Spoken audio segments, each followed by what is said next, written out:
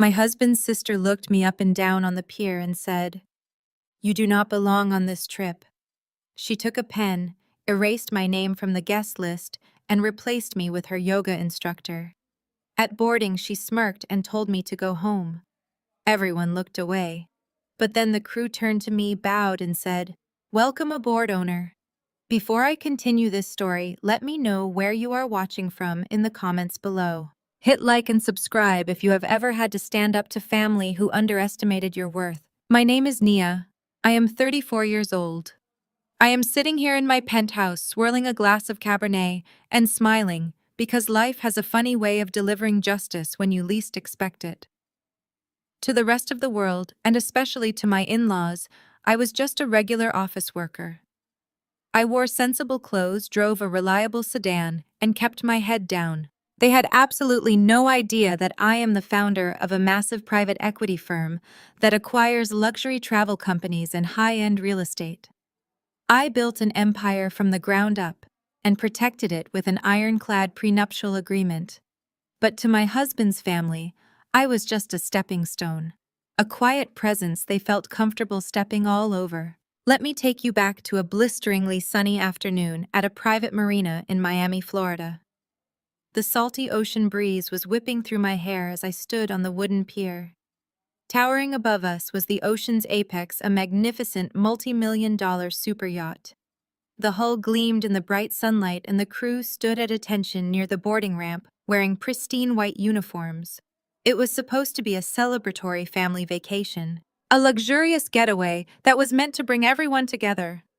The water sparkled like shattered glass under the sun, and you could smell the mixture of expensive sunscreen and sea salt in the air.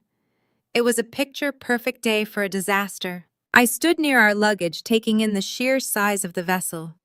The yacht featured 3 sweeping decks, an infinity pool, and a private chef. It was the epitome of luxury and exclusivity. I watched the deckhands making their final preparations, securing the ropes and polishing the brass railings.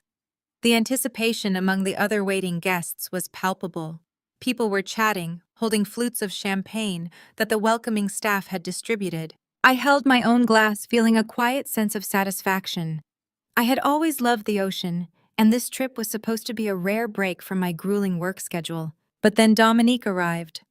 My sister-in-law was 32 years old, but she acted like a spoiled teenager who had never been told no. She walked down the pier looking like she had just stepped off a high-fashion runway. She wore head-to-toe designer resort wear, a wide-brimmed hat, oversized sunglasses, and carried a custom handbag that cost more than a down payment on a house. She walked with that specific type of arrogant strut reserved for people who think the entire world exists solely to serve them. Dominique had always looked down on me. She was utterly obsessed with social media image and projecting a facade of wealth. She constantly posted curated photos to make strangers envy her lifestyle.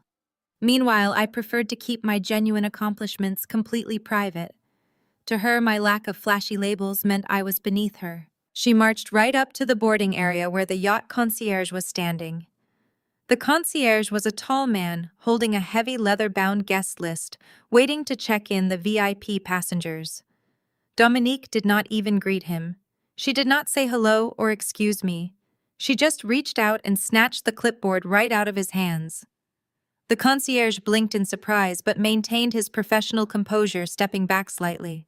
I watched as Dominique pulled a heavy gold pen from her designer bag. She clicked it open with a sharp snap that seemed to echo over the sound of the waves. She scanned the list, running her manicured finger down the heavy cardstock. When she found what she was looking for, she pressed the pen down hard. I watched in absolute disbelief as she dragged a thick black line right through my name. The sheer physical force she used left an indentation on the paper.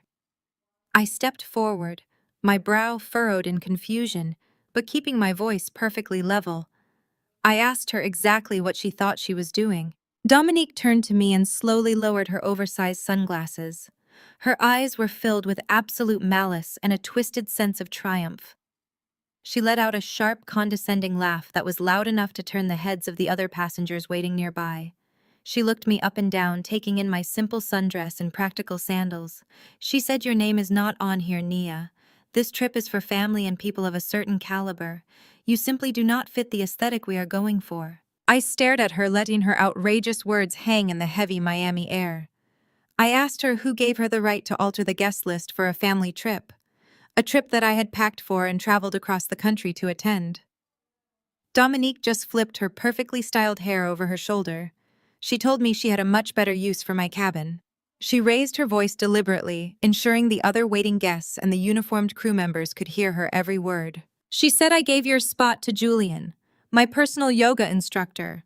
He actually knows how to appreciate a luxury yacht experience. You would just be sitting in the corner making everyone uncomfortable with your cheap clothes and office worker mentality." The cruelty was so casual and so deeply rehearsed. She had literally uninvited me from a vacation right at the boarding gate just to bring her yoga instructor. The sun was beating down on the dock, and the sound of seagulls overhead felt almost mocking. I could feel the eyes of the deckhands darting toward us. The humiliation was expertly designed to break me, to make me feel small and completely insignificant in front of a crowd of wealthy strangers.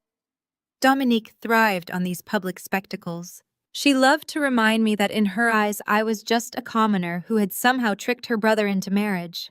She thrived on the idea that they were a superior dynasty, and I was just an unfortunate stain on their family portrait. For a brief moment I thought about the sheer irony of the situation. Dominique was standing there in clothes she probably bought on credit, carrying a bag that her husband Preston likely paid for with borrowed money. She was gatekeeping a lifestyle she could not actually afford. She believed that wealth was about being loud, being flashy, and putting other people down to elevate yourself. She did not understand that true wealth is quiet. True power does not need to announce itself at a marina. I thought about my office back home. The sleek glass walls, the team of brilliant analysts I employed, the millions of dollars in assets we managed every single quarter. I thought about the grueling 80-hour work weeks I put in to build Apex Holdings, while Dominique was busy curating her social media feed and pretending to be a socialite. She had spent years trying to make me feel like a guest in my own life. She had spent years treating me like a charity case who should be grateful just to stand in her presence. I stood there on the sun-drenched pier, feeling the wood warm beneath my feet. I looked at the massive ship bobbing gently in the turquoise water. I took a slow, deep breath, tasting the salt in the air and feeling the gentle spray of the ocean. I refused to give her the satisfaction of seeing me cry. I refused to let my voice shake or show any sign of weakness. Instead, I looked at her manicured hand still gripping the clipboard. I looked at the arrogant smirk plastered across her face, and then I let out a soft, genuine laugh. It was not a laugh of shock or hysteria. It was the confident, steady laugh of a woman who knew exactly what cards she was holding. Dominique frowned, her perfectly drawn eyebrows pulling together in deep confusion. She demanded to know what was so funny. She had expected me to crumble, to beg, or to storm off in tears of humiliation. My laughter completely unsettled her. It broke the cruel script she had written for this encounter. I looked directly into her eyes and prepared to show her exactly why crossing my name off that list was the biggest mistake she would ever make in her entire life. Dominique stared at me as if I had suddenly lost my mind. Her hand holding the heavy gold pen dropped to her side. She looked around to see if the other passengers were watching us. They were. The sound of my laughter carried over the gentle lapping of the ocean against the dock. It was not the reaction she wanted. She wanted tears. She wanted me to run away, hiding my face in shame. My husband Marcus finally decided to step out of the shadows. He had been standing a few feet away, pretending to be deeply engrossed in a conversation with one of the deckhands. He was wearing a crisp linen shirt and expensive loafers that I had paid for. Marcus was handsome. He had that smooth, effortless charm that made people trust him instantly. But right now, his face was pale and his shoulders were hunched. He walked over to us, wiping a bead of sweat from his forehead. He did not stand beside me. He stood next to his sister, forming a united front against his own wife. Marcus refused to look me in the eye. He stared at the wooden planks of the pier and lowered his voice to a harsh whisper. He told me to just go. He said, Nia, please do not make a scene out here. Just call an Uber and go back to the hotel. We can talk about this when we get back. I looked at the man I had married, the man who was supposed to be my partner. He was actually asking me to turn around and walk away from a family vacation because his sister wanted to bring her yoga instructor. I asked him if he was seriously taking her side. I kept my voice perfectly calm. I asked him if he was really going to stand there and watch his sister humiliate me in public. Marcus finally looked up, and his eyes were filled with panicked desperation. He told me that Dominique had already made the arrangements. He said I was overreacting. Then he leaned in closer, hoping the surrounding guests would not hear him. He said Preston is inviting some massive investors on board today. They are old money. They expect a certain atmosphere. You are going to ruin the vibe if you stand here arguing. Just go home, Nia. I will buy you that designer bag you wanted to make up for it. I felt a cold realization wash over me. He thought I could be bought off with a handbag. He thought my dignity was worth a piece of leather. But before I could respond, Preston made his grand entrance. My brother-in-law Preston walked down the boarding ramp. He was a white man who desperately wanted everyone to believe his family came over on the Mayflower. He was dressed in tailored, pristine nautical wear that looked too stiff to be comfortable. He wore boat shoes without socks and a sweater casually draped over his shoulders. Preston always spoke to me as if I were a lost delivery driver who had wandered into the wrong neighborhood. He stopped next to Dominique, placing a possessive hand on her waist. He looked at me with a lazy, patronizing smirk. He asked if there was a problem here. Dominique immediately leaned into him, playing the victim. She told him I was causing a massive disruption at the gate and refusing to leave. Preston let out a slow, exaggerated sigh. He looked at me with an expression of pure pity. He said, Listen, Nia, we understand that this level of luxury is overwhelming for you. We know you are not used to this caliber of service or these types of social circles. There is no shame in that, but you have to understand that we are hosting highly influential people today. People who expect a seamless, sophisticated experience. It is really for your own good that you sit this one out. You would just feel out of place among the elite. Why do not you go back to your office job and let the adults handle the networking? The sheer audacity of his words hung in the air. The casual racism and classism wrapped in a polite country club tone was staggering. He was looking at me like I was dirt on the bottom of his expensive loafers. He actually believed he was superior to me because he knew which fork to use at a gala. He had absolutely no idea that his entire lifestyle was a house of cards. From the upper deck of the yacht, I could see my in-laws watching the entire exchange. Mr. and Mrs. Sterling were standing by the glass railing holding champagne flutes. They were both dressed to the nines, trying desperately to look like they belonged in this billionaire playground. When they saw me looking up at them, my mother-in-law frowned in deep disapproval. She made a shooing motion with her hands, silently telling me to get out of their sight. My father-in-law just turned his back and walked toward the bar. They were embarrassed by me. They were completely willing to let their daughter and son-in-law throw me out like trash if it meant they got to sip free champagne on a super yacht. I looked at Marcus again. He was pulling his phone out of his pocket, rapidly tapping the screen. He held it out to me, displaying the Uber app. He said, I just ordered you a premium ride. It will be here in 3 minutes. Just take it, Nia. Stop embarrassing us. I did not take the phone. I did not move. I just looked at the four of them. Dominique with her smug victory smile. Preston with his fake aristocratic pity. Marcus with his pathetic cowardly desperation.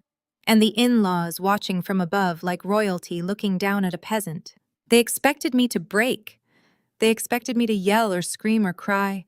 They wanted a reaction that would justify their cruelty. They wanted to point at me and tell their wealthy friends, look at the angry, unhinged woman making a scene. But I gave them nothing. My laughter faded into a bone-chilling silence. I stood perfectly still, my posture straight, my shoulders back. I looked at Marcus with an expression of absolute disgust. I did not see a husband anymore. I saw a weak little boy who was terrified of his sister and desperate for the approval of a con artist. The silence stretched on. It became heavy and suffocating. The ocean breeze kept blowing, but the atmosphere on the dock felt completely frozen. Dominique shifted her weight from one foot to the other. Her smug smile started to falter. She glanced at Preston, unsure of what to do next. My absolute lack of an emotional breakdown was making them nervous. Preston cleared his throat, trying to regain control of the situation. He told the concierge to call Marina Security to have me escorted off the property. He said we cannot have unauthorized people loitering around the boarding area. It is a security risk. The concierge looked incredibly uncomfortable. He was a professional caught in the middle of a toxic family dispute. He stepped forward nervously, asking if I needed assistance finding the exit. Marcus reached out and tried to grab my arm to physically pull me away from the boarding ramp. He said, "Come on, Nia, do not make them call security. Have some dignity." I smoothly stepped out of his reach. I looked him dead in the eye and told him not to touch me. My voice was quiet, but it carried a deadly weight that made him freeze instantly. The panic in his eyes deepened. He realized in that split second that he had crossed a line that could never be uncrossed. But he was too weak to turn back now.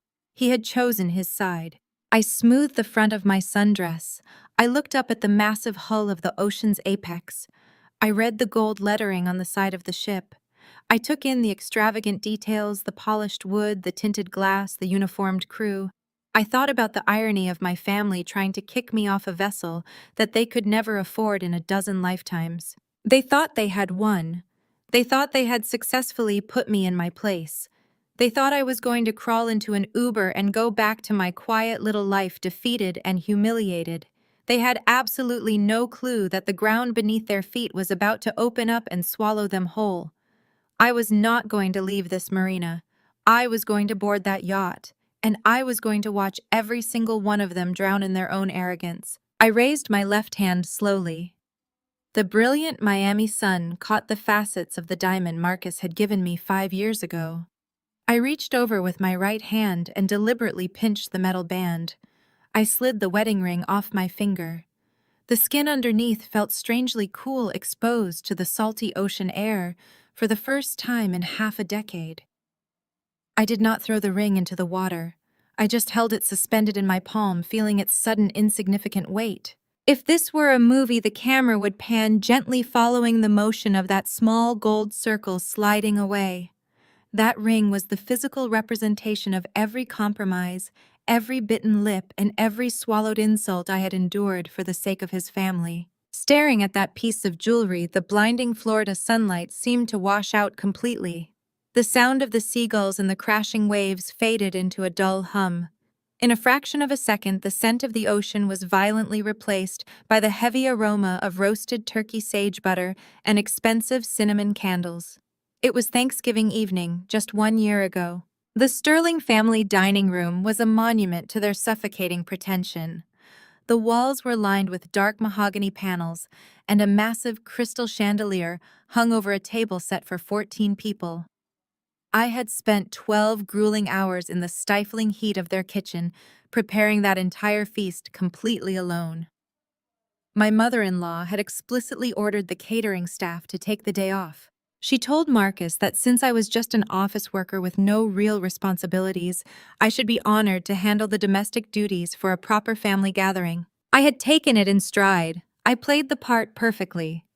But before dinner was served, I had slipped upstairs to change out of my cooking apron. I put on a beautiful cream-colored silk dress. It was a custom piece I had quietly commissioned from an independent Parisian designer using my own private funds. It was elegant, understated, and flawless. I felt beautiful. I felt like myself. I walked out of the kitchen carrying a heavy silver tray loaded with crystal water glasses. The dining room was buzzing with arrogant laughter. Preston was holding court at the head of the table, boasting about a phantom real estate deal, while Marcus nodded along like an obedient puppy. Dominique was standing right in the archway between the kitchen and the dining room. She was holding an oversized goblet filled to the brim with a dark vintage Cabernet. She saw me walking toward her. We locked eyes. I shifted my weight to step around her to give her plenty of space. There was no stumble. There was no accidental trip on the rug. There was no sudden bump from behind. Dominique simply looked me dead in the eye, tilted her wrist, and sent a massive wave of dark crimson liquid splashing directly across the front of my pristine silk dress. The cold wine seeped through the delicate fabric, instantly sticking to my skin. I gasped, stopping completely still to keep the heavy silver tray from crashing to the floor. The entire dining room went dead silent. The clinking of silverware stopped. Every eye turned toward the archway. Dominique did not gasp in horror. She did not rush to grab a napkin. She just let out a high-pitched, artificial giggle that grated against my eardrums. She reached out and patted my ruined shoulder with her perfectly manicured hand, leaving another dark smear of red across the cream silk. She smiled a razor-sharp smile and said, "Oh, Nia, I am so sorry. I totally did not see you sneaking up there, but honestly, do not worry about it too much. It is not like you ruined a couture piece or anything important. Your clothes are probably just from some discount rack anyway, right? You can easily replace it with another $30 dress from the clearance mall. It might actually be an improvement." I stood there dripping in wine, the dark stains spreading across my chest like a bleeding wound. I looked over at my mother-in-law expecting some kind of basic human decency. I expected her to reprimand her daughter for such a blatant display of cruelty. Instead, Mrs. Sterling just let out an exasperated sigh. She waved her hand at me dismissively and said, "Do not just stand there dripping on my imported Persian rug, Nia. Go to the laundry room and treat that stain quickly so you can get back to serving the appetizers. The guests are getting hungry, and we do not have all night." Preston chuckled loudly from his seat, taking a slow sip of his bourbon. He leaned over and whispered something to my father-in-law about how some people just lack situational awareness and class. My father-in-law nodded in agreement, not even bothering to look in my direction. And then there was Marcus, my husband, the man who had promised to protect and cherish me. He walked over to the archway holding a cheap paper towel he had grabbed from the kitchen counter. He did not raise his voice. He did not tell his sister to apologize for her vicious behavior. He did not defend his wife. He just shoved the paper towel into my free hand and leaned his face close to my ear. His voice was a harsh, desperate whisper. He told me to go clean up and change into a sweater. He said, "Please, Nia, just let it go. Do not make a big deal out of this. Dominique is having a stressful week and we need to keep the peace tonight. Preston is in a good mood and I need him to like me. It is just a cheap dress. Stop being so dramatic and go wash up." I gripped the edges of the silver tray so tightly my knuckles turned white. It was never just a dress. It was about power. It was a calculated, systematic effort to keep me in the position they had assigned to me. They needed me to be the dutiful, quiet servant who should be eternally grateful that they even allowed her to breathe their air. They needed a punching bag to make their own pathetic lives feel grand and important. I walked to the guest bathroom that night, locked the door, and stared at my ruined reflection in the mirror. I ran the water until it was scalding hot. I scrubbed the silk until the skin on my hands was raw and red, but the stain was permanent. I realized in that small, quiet bathroom that they would never see me as an equal. They needed me to be inferior so they could feel superior. I realized that Marcus would always sacrifice me to buy his family approval. The memory evaporated, pulling me violently back to the present moment on the wooden pier in Miami.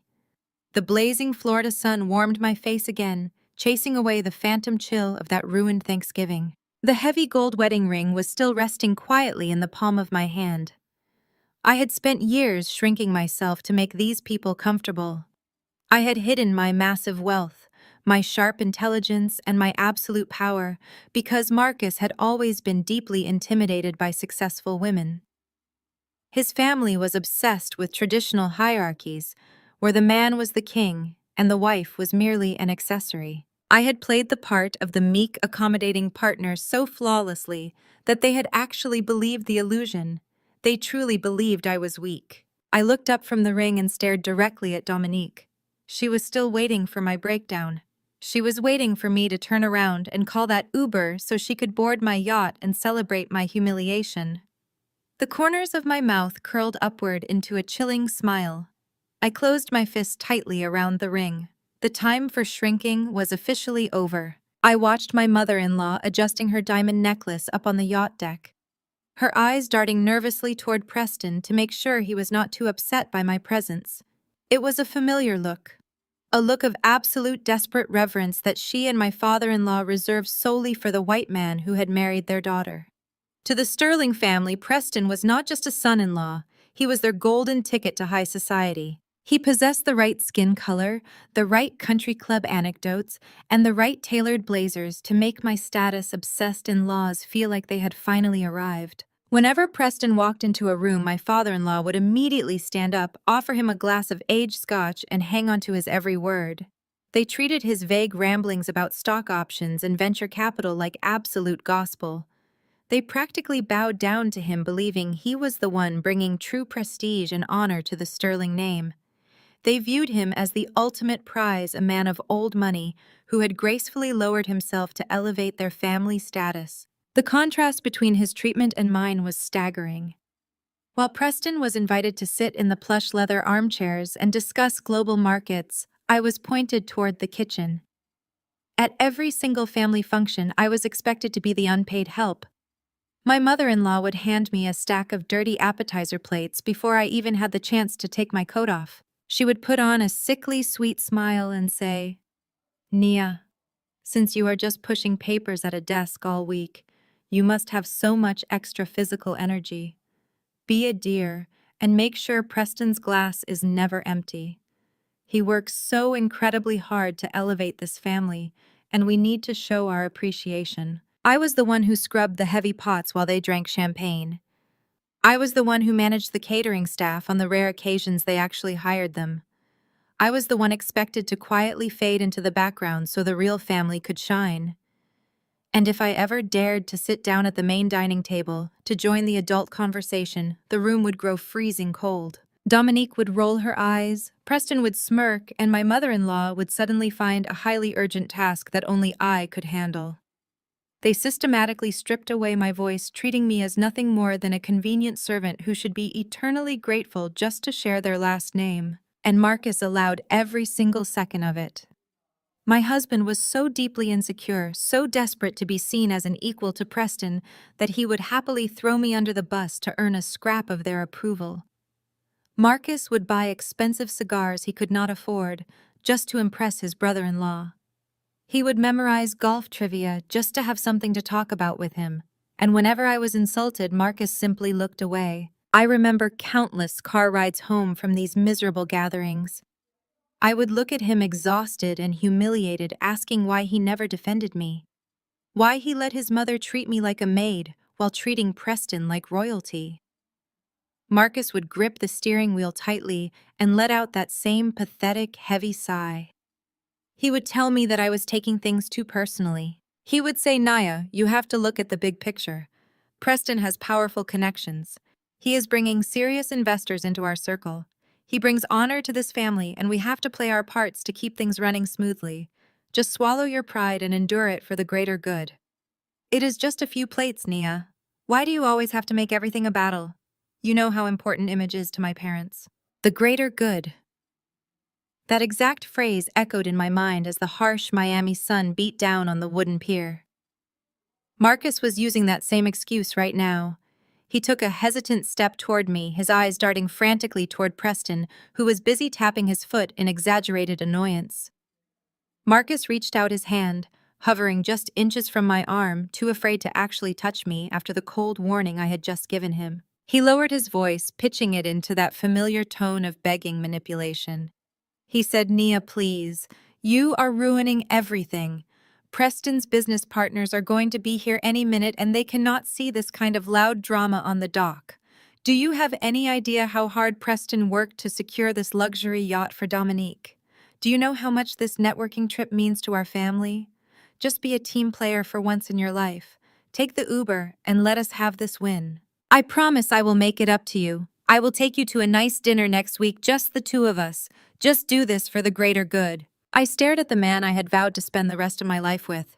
He was actually asking me to sacrifice my dignity so a broken artist could pretend to be a billionaire on a boat. He was asking me to disappear because my mere presence threatened the fragile illusion of their elite status. They honestly believed that Preston was the wealthy savior elevating their family name. They worshipped the ground he walked on. They had absolutely no idea that Preston was drowning in massive debt. They did not know that his entire old money persona was funded by maxed-out credit cards and a pathetic Ponzi scheme that was weeks away from completely collapsing.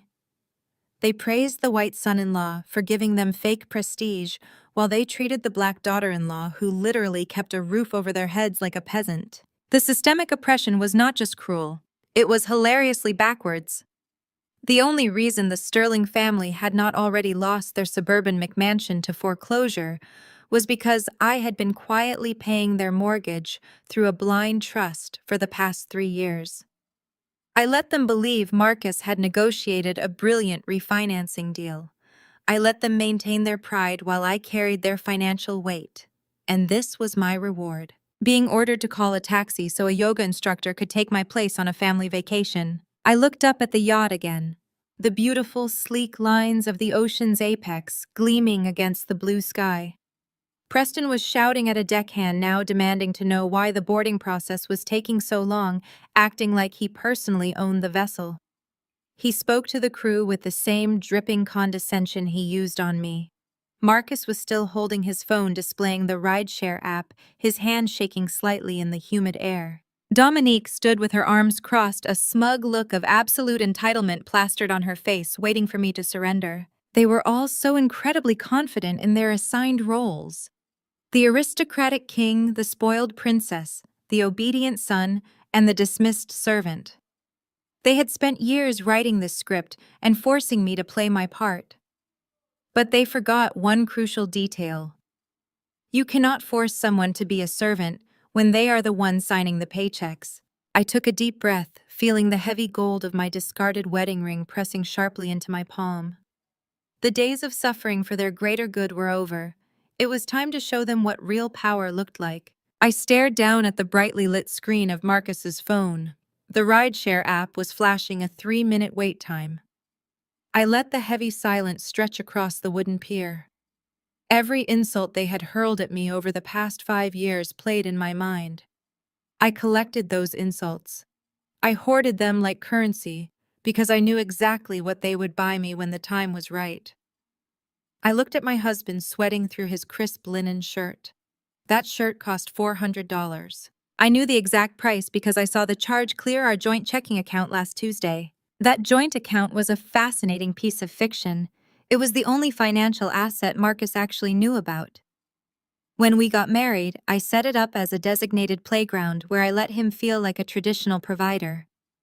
I matched his modest software engineering salary dollar for dollar into that account, playing the part of the supportive middle-class wife. I needed a contained environment to monitor his habits while keeping my real wealth securely locked behind impenetrable corporate trusts and a ruthless prenuptial agreement. The signs of his financial desperation had started showing up months ago. A strange withdrawal of $5,000 here. A mysterious transfer of $10,000 there.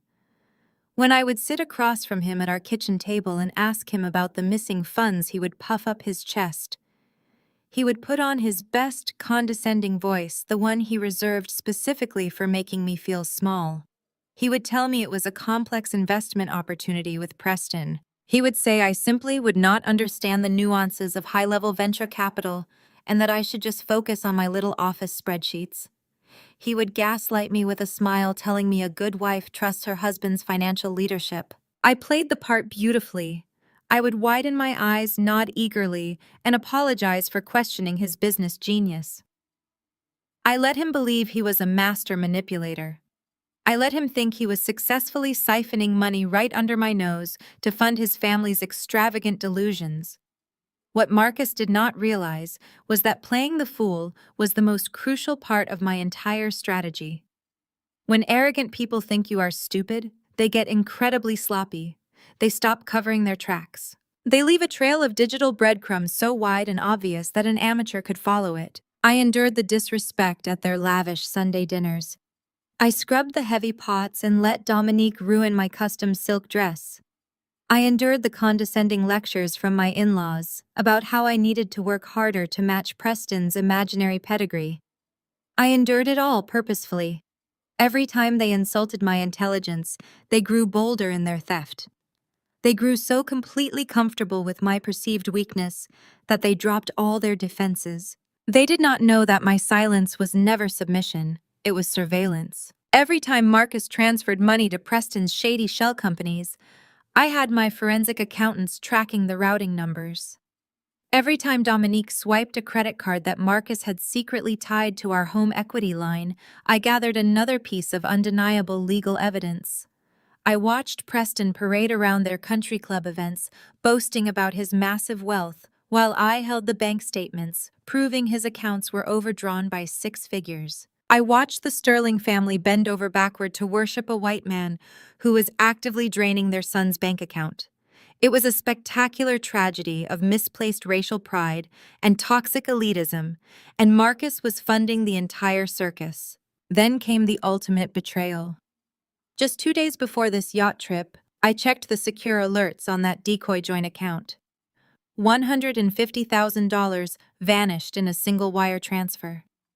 The entire savings buffer Marcus thought we had built for our future children was wiped out with a single click.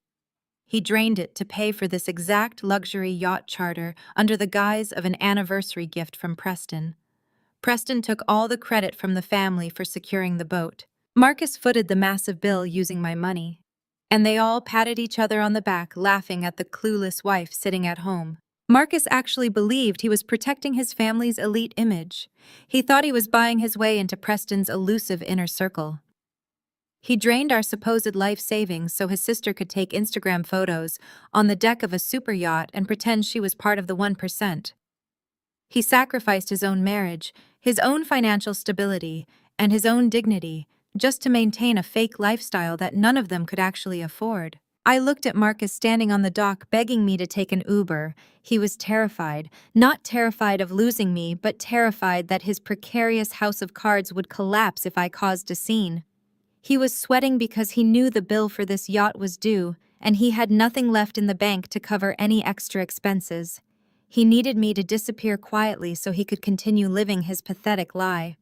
He thought I was just a stubborn woman ruining his networking opportunity. He had absolutely no idea that I had spent the last 6 months compiling a meticulously detailed dossier of every single fraudulent transaction he and Preston had made. My calculated endurance was not a sign of weakness. It was the gathering of ammunition. I needed them to commit fully to their fraud. I needed the theft to cross the threshold into a major federal felony before I struck. I let them climb as high as they possibly could up their imaginary social ladder because I knew the fall would be so much more devastating. They had spent years trying to bury me under their arrogance.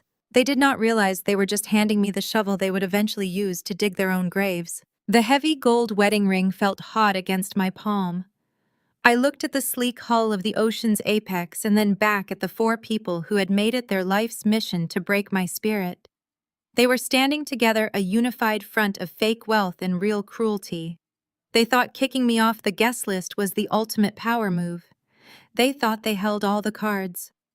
I let the silence stretch for one more second, savoring the absolute calm before the storm. The time for gathering evidence was over. The execution was about to begin. If you were watching this unfold through a camera lens, it would start a slow 180-degree arc around me on that wooden dock. As the perspective shifts, the entire power dynamic of the scene completely inverts. From one angle, you see a discarded wife standing alone in a cheap sundress being bullied by her wealthy in-laws. But as the imaginary lens circles behind my back and looks over my shoulder at the Sterling family, you no longer see a victim. You see a predator who has successfully cornered her prey. For 5 long years, Marcus truly believed I was a mid-level data analyst at a generic corporate firm. I let him believe my late nights were due to a demanding middle management boss. I let him think my frequent business trips were just mandatory seminars in boring conference rooms. The truth is, I do not have a boss. I am the founder and sole majority shareholder of Apex Holdings. We are a private equity firm that specializes in the hostile takeover of distressed luxury assets. We buy failing resorts, bankrupt country clubs, and mismanaged super yachts. I do not just push papers at a desk. I liquidate entire corporate boards before I even have my morning coffee. When Marcus first proposed to me, he brought a prenuptial agreement to the table. His parents absolutely insisted on it. They were utterly convinced his modest software engineer salary was destined to make him a Silicon Valley millionaire, and they wanted to protect his imaginary future fortune from the gold-digging commoner he was marrying. I will never forget the deeply smug look on my mother-in-law's face when she slid that legal document across our kitchen table. She thought she was putting me in my place. She thought she was securing her son's empire. I signed it without a single argument. I did not even negotiate the terms. I just smiled politely and signed my name on the dotted line. What they failed to realize was that their little generic legal document effectively built an impenetrable fortress around my actual empire. By legally separating our assets to protect his imaginary future millions, Marcus completely surrendered any legal right to my very real billions. It was the greatest gift my arrogant in-laws ever gave me. They handed me the exact legal shield I needed to keep my private equity firm entirely out of their greedy hands. You might ask why I hid my wealth for so long. In my world, a successful Black woman navigating the ruthless male-dominated waters of private equity learns very quickly that silence is the ultimate weapon. If you announce your power, people build defenses against you. If you hide your power, people reveal their true character to you. I wanted a marriage built on equal partnership, not a transactional relationship. I wanted to know if Marcus loved Nia the woman or Naya the bank account. I gave him a comfortable upper-middle-class life. I gave him a beautiful home that I secretly bought through an anonymous corporate LLC, but I allowed him to put his name on the utility bills so he felt like the big man of the house. I gave him every possible opportunity to be a good, solid husband.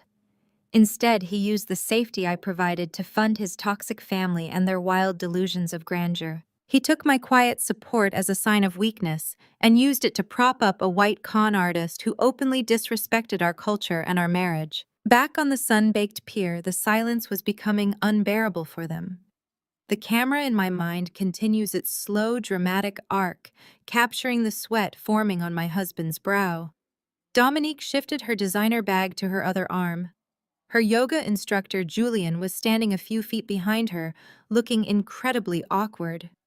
He was starting to realize he had walked into a vicious family war zone and was desperately trying to avoid eye contact with me. Preston let out a loud, dramatic groan and checked his expensive watch. It was a watch I knew for an absolute fact was a high-quality counterfeit because the jeweler who sold it to him leases his storefront from one of my commercial real estate subsidiaries. Preston yelled across the boarding ramp, demanding that the captain prepare for immediate departure. He looked down at me with pure, unadulterated disdain. He said, "We are done wasting time on this pathetic display. Marcus, get your wife out of here before I have the marina guards physically remove her. My associates are arriving in 10 minutes, and I will not have this ghetto drama ruining my corporate retreat."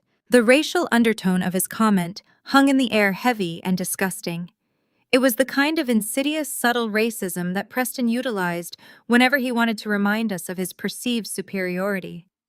My mother-in-law, up on the deck, heard the comment and actually nodded in agreement, choosing her proximity to whiteness and fake wealth over her own dignity and her own daughter-in-law. Marcus, my own husband, flinched at the slur, but said absolutely nothing to defend me. Instead, he took another step toward me, his eyes wide with frantic pleading. He said, "Naya, please just go. I will transfer $500 to your checking account right now, so you can go to a nice spa for the day. Just leave and let Preston handle his business. Do not ruin this for us." He actually thought offering me $500 of my own money would make me disappear. He thought he could buy my compliance. I looked at the ring in my hand, the simple gold band that represented a lie I had maintained for half a decade. Then I looked up at the massive yacht towering over us. The gold lettering on the side of the hull read, "Ocean's Apex." It was a beautiful name. A fitting name. It was the crown jewel of a distressed luxury charter fleet that my firm had quietly acquired exactly 48 hours ago. Marcus had drained $150,000 of my decoy savings account to rent a boat that I already legally owned. The poetic justice of the situation was almost intoxicating, The Sterling family was standing on the deck of my ship looking down their noses at me while acting like they owned the ocean. I did not call an Uber. I did not back down. I opened my hand and dropped my wedding ring directly into the deep, dark waters of the marina. It made a tiny, insignificant splash as it sank to the bottom of the ocean, disappearing forever. Marcus gasped, his hand reaching out instinctively as if he could catch it. The symbolic weight of that moment struck him like a physical blow, but he still had no idea just how deep the water was about to get. I pulled my phone from my purse. I did not open a rideshare app. I bypassed my personal contacts and opened my encrypted direct line to my financial management team. The game of playing the meek, supportive wife was officially over. It was time to pull the plug on their entire financial life support system and watch their fake empire crumble into the sea. I tapped a single pre-programmed command on my secure app and locked my phone, sliding it back into my purse. The action took less than 3 seconds, but it set off an irreversible chain of financial executions. I looked at Marcus, who was still staring at the rippling water where my wedding ring had just vanished. His mouth was slightly open and his breathing had become shallow and erratic. He looked like a man who had just realized he stepped on a landmine and was waiting for the inevitable detonation. I did not raise my voice. I did not need to. The sheer clarity of my tone cut through the ambient noise of the marina like a perfectly sharpened blade. I looked at him and said, "Tuesday morning at exactly 9:14. Marcus snapped his head up to look at me. The remaining color drained completely from his face, leaving his skin a sickly grayish hue. He knew exactly what that timestamp meant. I took a slow, deliberate step toward him. I said, "You thought you were being so incredibly clever, Marcus. You thought because I never questioned your little financial maneuvers that I was completely blind to them. $150,000. Every single cent we had placed into our joint savings account. The account you swore we were building for our future children. You wiped it out in one single wire transfer." Dominique let out a sharp, confused scoff. She shifted her weight, glaring at me. She asked what on earth I was talking about and told me to stop making up desperate lies just because I was being kicked off a vacation. I slowly turned my gaze to my sister-in-law. Her designer sunglasses could not hide the sudden flicker of uncertainty in her eyes. I smiled a cold, razor-sharp smile. I said, "I am talking about this yacht, Dominique. I am talking about this massive, luxurious super yacht that you are standing in front of. The one your husband supposedly secured for your anniversary through his elite old money connections." Preston stiffened. His rigid nautical posture suddenly looked a lot less like aristocratic confidence and a lot more like a deer caught in the headlights. He opened his mouth to speak, but I cut him off instantly. I said Preston did not pay for this charter, Dominique. Your husband does not have the kind of capital required to rent a rowboat right now, let alone a multi-million-dollar vessel. Marcus paid for it. My husband drained his own future, his own marriage, and his own wife's money to foot the bill for your lavish little anniversary trip. He wired $150,000 to a shell company precisely 48 hours ago, so Preston could slap his name on the reservation and pretend he was a billionaire host. The silence that crashed down onto that pier was absolute. You could hear the faint hum of the yacht's generators and nothing else. Dominique whipped her head around to look at Preston. Her mouth was open in a silent shape of pure shock. She demanded that he tell her I was lying. She begged him to shut me up and prove that he had paid for the trip. Preston swallowed hard, his Adam's apple bobbing nervously against his crisp collar. He refused to look at his wife. He glared at Marcus instead, his eyes filled with a sudden, venomous panic. He hissed through his teeth, asking Marcus what the hell was going on, and why his psychotic wife was airing their private arrangements in public. Marcus was physically shaking now. He looked at Preston, then at Dominique, and finally up at his parents, who were leaning over the glass railing of the upper deck. My mother-in-law was gripping the rail so tightly her knuckles were white. The beautiful, flawless illusion they had all built together was shattering into a million jagged pieces right in front of their eyes. I took another step forward, closing the distance between Marcus and myself. I kept my voice loud enough for the in-laws above to hear every single devastating syllable. I said you wanted to buy their love, Marcus. You were so deeply terrified that your parents would always favor the white son-in-law that you literally funded his fake lifestyle just to stay in his good graces. You stole the money meant for our future children, just so Preston could pop champagne on a deck and take all the credit from your parents. You sacrificed your own family to buy a ticket into a club that does not even exist. My mother-in-law let out a loud, dramatic gasp from the upper deck. She pointed a trembling finger down at Preston. Her voice cracked with sudden hysteria as she demanded to know if it was true. She asked Preston if he had lied to them about paying for the vacation. She asked Marcus if he really took my money to cover it up.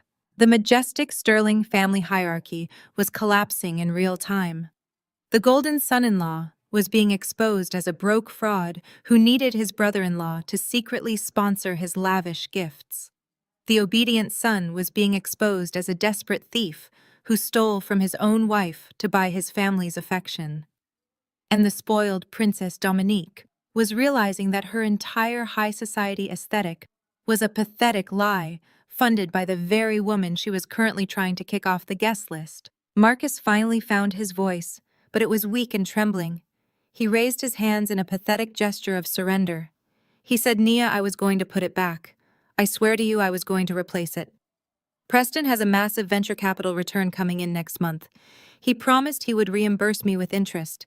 It was just a short-term loan to help him with a cash flow issue so Dominique could have the anniversary trip she deserved. You have to understand, Nia, I was doing it for the family." I let out a harsh, humorless laugh that cut through his pathetic excuses. I said a short-term loan. Do you honestly believe a single word coming out of your own mouth right now? Preston is not waiting on a venture capital return, Marcus. Preston is currently facing multiple default notices on high-interest loans he took out to maintain his fake lifestyle. He targeted you because you were the easiest, most desperate mark in your entire social circle. He knew you would do absolutely anything to impress him and your parents. Dominique let out a sharp cry and shoved Preston backward. She was shaking with a mixture of rage and profound humiliation. She demanded to know where their money was. She asked him why Marcus was paying for her anniversary trip. The yoga instructor Julian discreetly backed away, sliding behind a stack of luggage to distance himself from the explosive family meltdown. Preston tried to grab Dominique's arm, putting on his best country club voice, trying to soothe her. He told her to calm down and said this was all just a massive misunderstanding, blown out of proportion by a bitter woman. He pointed a shaking finger at me and told Dominique not to listen to a single thing I was saying. I did not even look at Preston. He was nothing but a parasite, and his time was running out. I kept my eyes locked on Marcus. I wanted him to feel the full crushing weight of his betrayal. I wanted him to understand that he had not just lost a wife today. He had lost his entire future. I said, "You chose them, Marcus. You chose a sister who treats you like an ATM and a brother-in-law who uses you like a stepping stone. You thought I was stupid. You thought because I stayed quiet and washed the dishes at your mother's house that I was blind to the theft. But I saw every single transaction. I tracked every single wire transfer. I let you drain that account because I needed you to cross the line from being a terrible husband into being a documented criminal." Marcus staggered back as if I had struck him. His chest heaved as he struggled to process the magnitude of his mistake. He had always relied on my quiet compliance. He had depended on my willingness to keep the peace. He never in his wildest dreams anticipated that I was capable of this level of calculated ruthlessness. I reached into my designer purse and pulled out my phone again. The screen was glowing with a fresh notification from my financial team. The trap was set and the jaws had just snapped shut. I looked up at the Sterling family. They were no longer looking down at me with arrogant disdain. They were looking at me with pure, unadulterated terror. They finally realized that the quiet, compliant daughter-in-law was not a victim at all. She was the executioner, and the execution had just begun. My mother-in-law could not handle the silence anymore.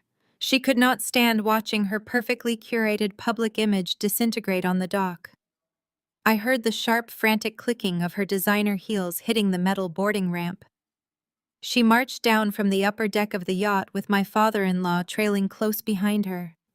Her face was flushed with a mixture of embarrassment and absolute fury, but it was not directed at the son who had just confessed to draining my savings account. It was directed entirely at me. She stepped off the ramp and planted herself between Marcus and me, acting like a human shield for her thieving son. She pointed a manicured finger directly at my face and told me to lower my voice. She said, "You are acting like an unhinged woman, Nia. You are making a massive spectacle over nothing. A wife's money belongs to her husband. That is how a traditional marriage works. Marcus had every right to allocate those funds for a family priority, and you should be ashamed of yourself for throwing a tantrum over a few dollars like a selfish child." I stared at her, letting the sheer audacity of her words echo across the marina. A few dollars. $150,000 of my hard-earned money stolen in the dead of night, and this woman was actually standing there defending it. I looked at my father-in-law expecting a shred of moral clarity from the patriarch of the family. Instead, he crossed his arms, puffed out his chest, and nodded in complete agreement with his wife. He said, "Marcus is the head of your household, Nia." He recognized that Preston needed temporary liquidity for a massive venture capital deal. Marcus made an executive decision to support his brother-in-law, because that is what real families do. They support each other. You would understand that if you had any concept of loyalty or high-level finance. The absolute sickness of their family dynamic was fully exposed in the bright Miami sunlight. They knew. They had known all along that Marcus was quietly funneling my money to fund their lavish lifestyle. They actually believed that my sole purpose on this earth was to serve as an unpaid maid and an unwitting bank account for their fake aristocracy.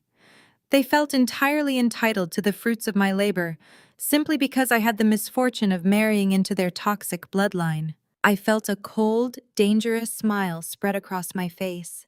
I slowly put my phone back into my purse and pulled out a thick manila envelope that I had brought specifically for this moment. I held it up, letting the Florida sun reflect off the stark white paper. I said, "Loyalty and high-level finance." That is a fascinating combination of words coming from you, Mr. Sterling. Let us talk about high-level finance. Let us talk about the brilliant white savior you brought into this family to elevate your social standing. I turned my gaze entirely to Preston. He had been trying to slowly inch his way back toward the boarding ramp, hoping to slip away in the chaos. When my eyes locked onto his, he froze instantly. The arrogant smirk he had worn just 10 minutes ago was completely gone. He looked like a cornered rat. I opened the envelope and pulled out the first stack of documents. I said, "Preston has been feeding this family a steady diet of country club buzzwords for 4 years. He told you he managed an elite portfolio for private investors. He told you his funds were locked up in high-yield offshore accounts. What he actually runs is a textbook Ponzi scheme, a remarkably sloppy one at that. There are no offshore accounts. There is no venture capital firm. There is only a desperate man opening new credit cards to pay the minimum balances on his old credit cards while begging his brother-in-law to steal from his wife just to keep the lights on." Dominique let out a harsh breath, shaking her head violently. She lunged forward, trying to snatch the papers out of my hand, but I smoothly stepped back out of her reach. She screamed that I was a liar. She said Preston comes from a legacy family. His grandfather owned a banking empire in Boston. She said I was just a jealous, bitter woman trying to destroy her marriage because mine was falling apart. I looked at Dominique with pure, unfiltered pity. I said his grandfather owned a single bank branch that went under in the 80s, Dominique. Your husband does not have a trust fund. He has a gambling addiction and a mountain of default judgments. The only reason your luxury sports car has not been repossessed yet is because he keeps shifting the title between different fake LLCs. The investors he claimed were coming to the yacht today do not exist.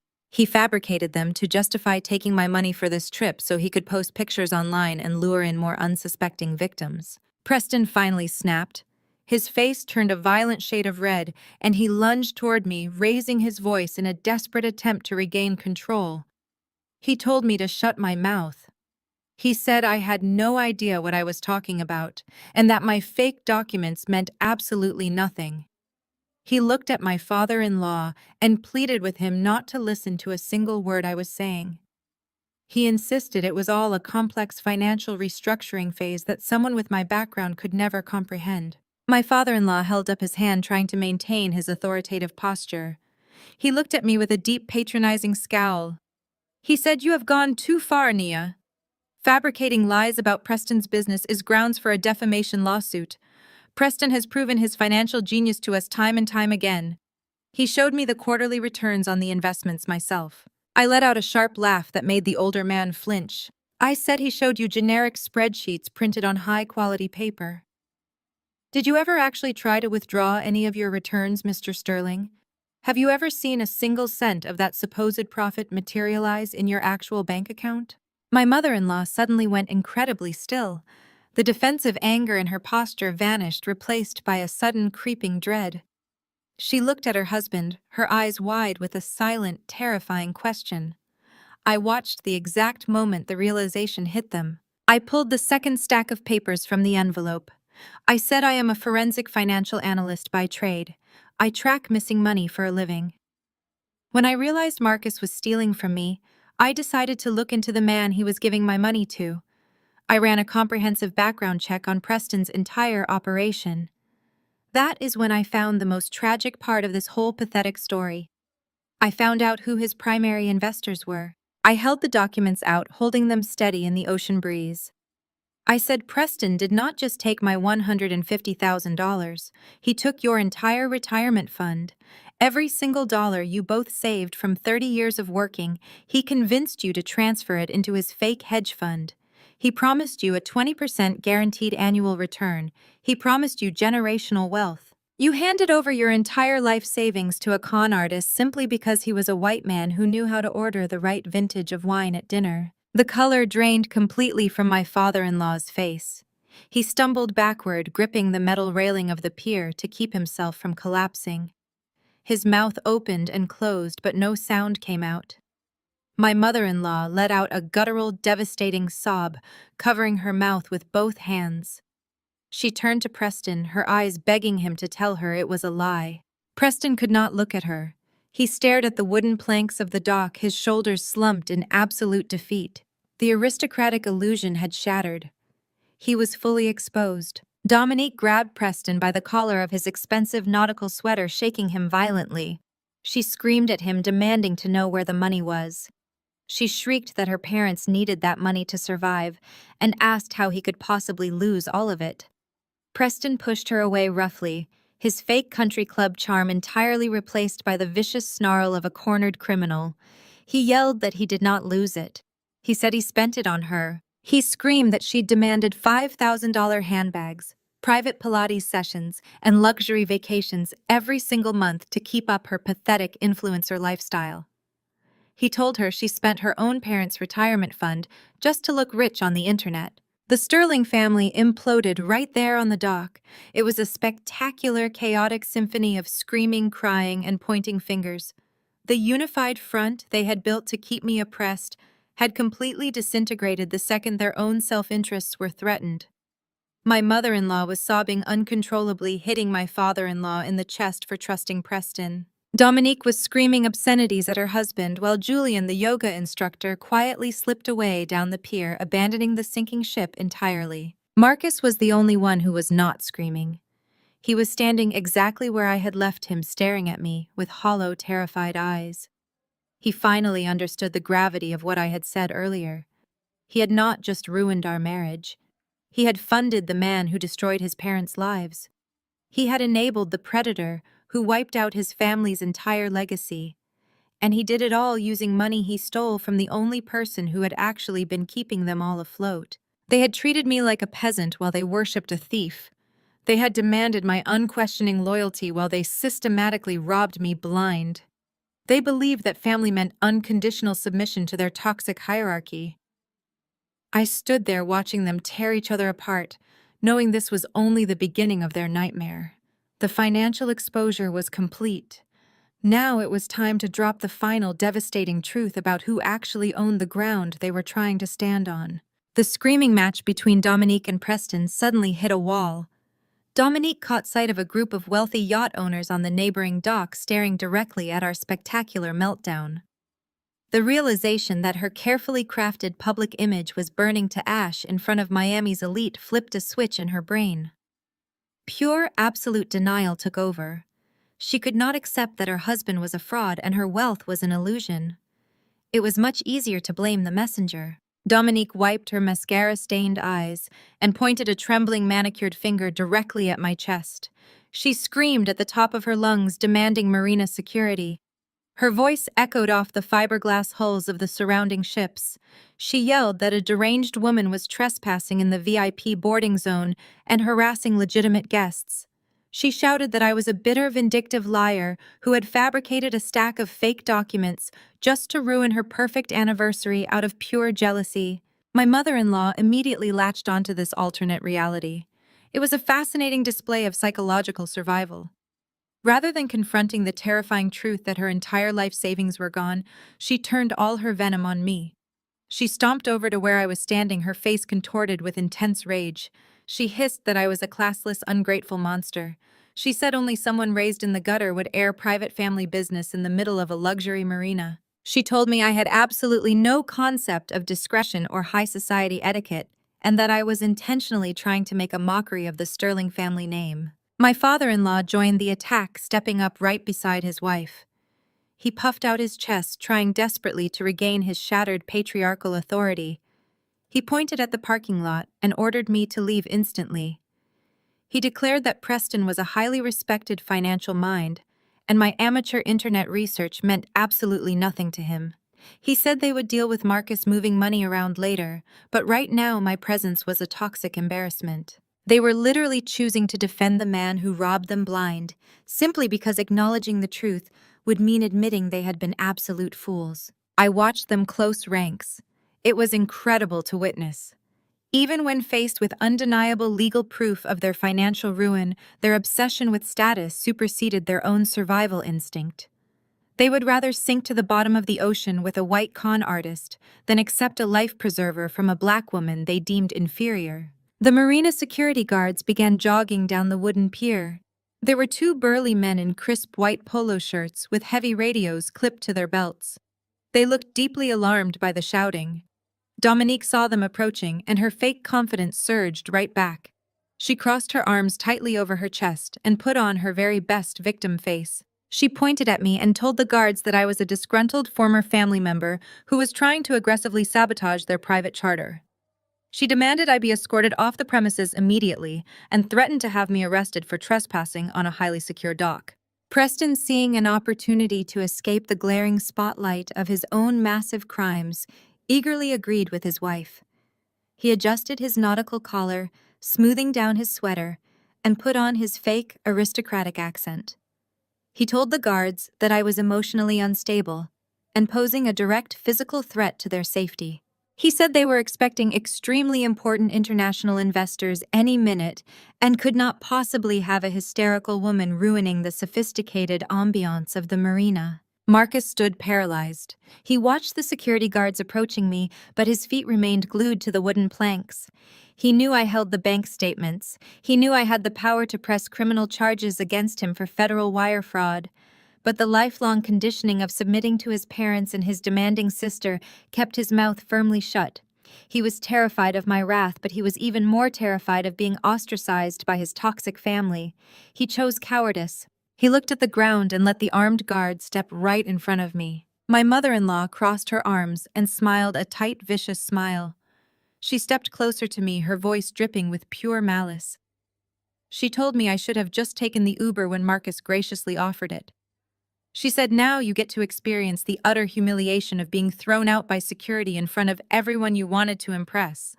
She told me to go back to my tiny cubicle and my mediocre little life and leave the yachting to people who actually belonged in this tax bracket. She believed that my physical removal from the pier would somehow erase the devastating truth I had just spoken. She thought if they could just get me out of their sight, they could board the ship, pop a bottle of expensive champagne, and go back to pretending they were royalty. They needed me to be the crazy, angry black woman so they could remain the dignified victims. The head security guard stepped right up to me. He held out his hand in a firm gesture asking me to step away from the boarding ramp. He was polite, but strictly professional.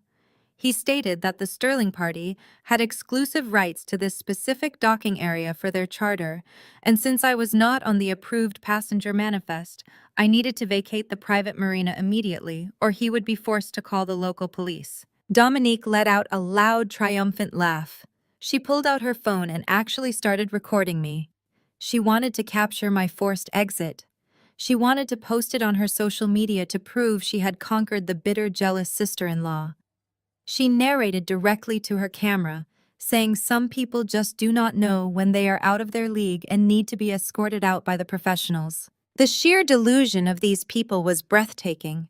They were standing on the absolute edge of a financial apocalypse. Their credit cards were maxed out. Their retirement was gone. Their beloved golden boy was a federal criminal waiting to be indicted. And yet their biggest priority in this exact moment was making sure I did not get to walk up a ramp onto a boat. They were so blinded by their obsession with status that they could not see the massive tidal wave rising right behind them. I did not flinch. I did not step back. I looked at the security guard. He was just doing his job, following the instructions of the people who appeared to be the legitimate wealthy clients. I looked at my mother-in-law, who was practically vibrating with malicious joy. I looked at Preston, who was wiping sweat from his neck, genuinely thinking he had just dodged a massive bullet. And finally, I looked at Marcus, who was still staring at the ground, too deeply ashamed to even witness my supposed removal. They wanted a scene. They wanted to watch me get dragged away in complete disgrace. They thought the power dynamic was still firmly in their control because they had a piece of paper with their names on it and a couple of security guards standing by.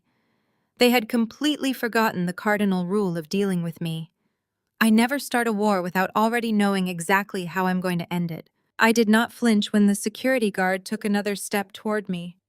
If you were filming this moment, a tracking camera would follow my every deliberate move, capturing the absolute stillness of my posture against the chaotic background of the marina. Dominique was still holding her phone high, the red recording light blinking steadily, while she narrated her venomous commentary to her imaginary online audience. She was practically vibrating with the thrill of my impending removal. The security guard reached his hand out, his palm facing me, ready to physically guide me away from the boarding ramp. I simply raised one single finger. It was not an aggressive gesture, it was an authoritative one. And to his credit, the guard actually stopped. He recognized command when he saw it. I reached into my designer bag, but I did not pull out a taxi app or a tissue to wipe away tears. I pulled out my phone. The screen was completely black, reflecting the harsh Miami sun. I unlocked it with a quick glance. I did not open a social media app to retaliate against Dominique. I did not call the local police to report Preston for fraud. Not yet, anyway. I pressed a single contact on my favorites list. It was the direct line to the senior executive vice president of my wealth management division at Apex Holdings, a man whose sole job was to execute my financial directives with lethal precision. The phone did not even ring twice before he answered. "Good afternoon, Ms. Williams," he said, his voice crisp and professional. I kept my eyes locked on Marcus as I spoke into the receiver. I used my maiden name, my professional name, the name that carried enough weight to shift global markets. I told my executive team leader that the waiting period was over. I instructed him to initiate the immediate clawback of the $150,000 wire transfer that cleared 48 hours ago. I explicitly cited the fraud protection clause embedded in the decoy account terms and conditions. Because Marcus had transferred those funds under false pretenses to a verified Ponzi scheme, we had absolute legal jurisdiction to yank it right back out of Preston's shell company. But I did not stop there. I instructed my team to initiate a hard freeze on every single financial instrument connected to Marcus Sterling. I told them to lock the joint checking account, lock his personal credit cards, terminate the auto-pay authorization for the mortgage on the house his parents were currently living in, cancel his premium health insurance policy. I systematically stripped away every ounce of financial privilege he possessed while standing right in front of him. I spoke in a calm, measured voice. I did not yell. I dictated the destruction of his entire financial existence as casually as someone ordering a cup of coffee. Preston scoffed loudly, trying to project an air of aristocratic boredom. He crossed his arms over his chest and let out a theatrical sigh. He asked me who exactly I thought I was calling.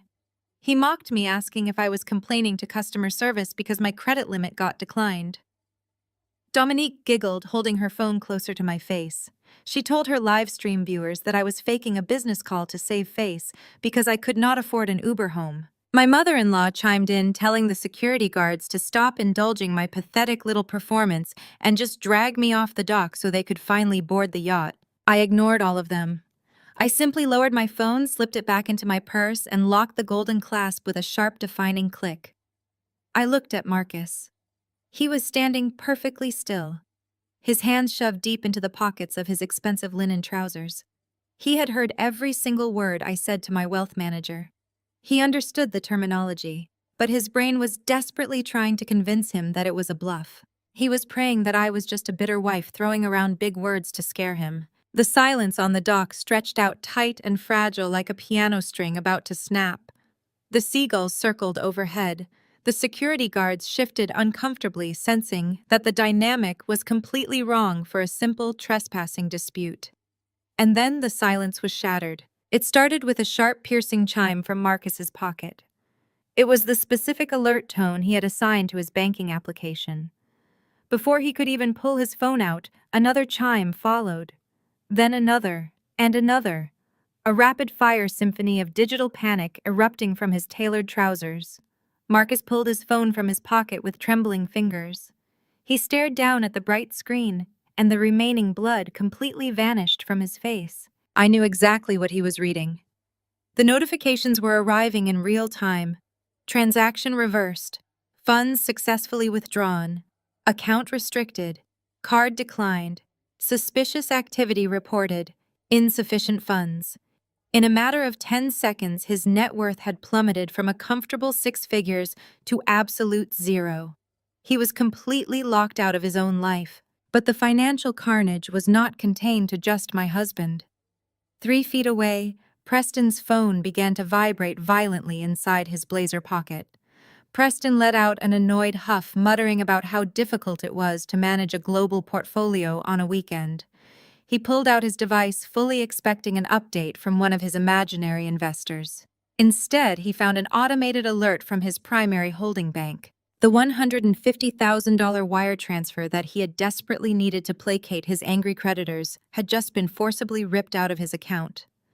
His balance was not just zero, it was massively overdrawn. Preston's arrogant posture collapsed instantly. He stumbled backward, bumping into a stack of Louis Vuitton luggage. He frantically tapped his screen, his eyes wide with genuine raw terror. He cursed loudly, his country club accent completely vanishing as pure panic took over. He looked up at Marcus and demanded to know what was happening.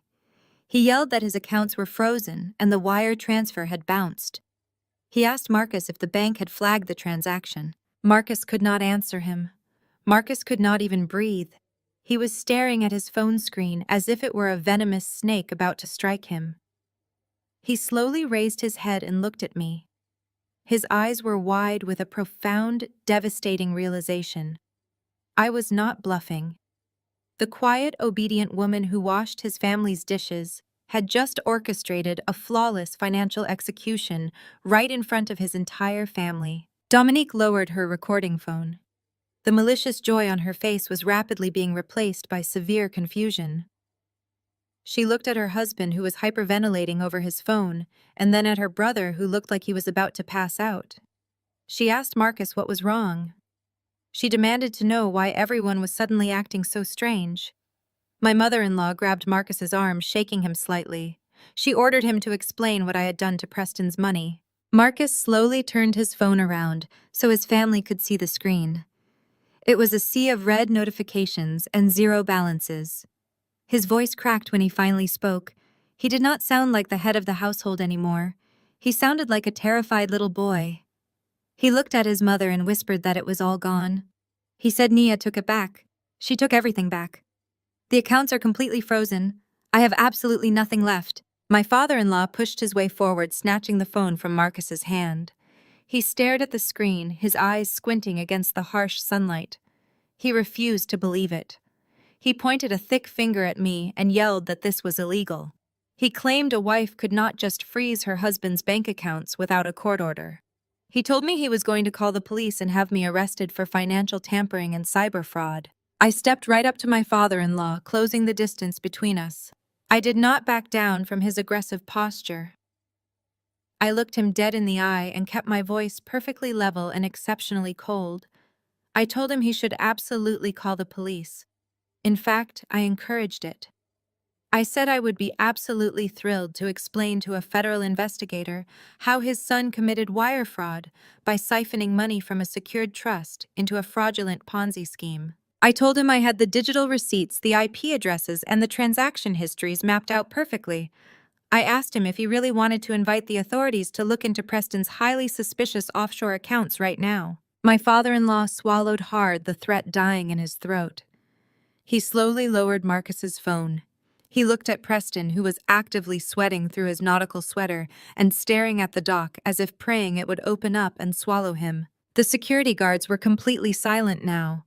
They had stepped entirely out of the way, realizing they had walked into a multi-million-dollar corporate dispute that was way above their pay grade. They were no longer looking at me as a trespasser. They were looking at me as the only person on that dock who actually possessed real power. Dominique was shaking her head frantically. She clutched her expensive bag against her chest like a shield.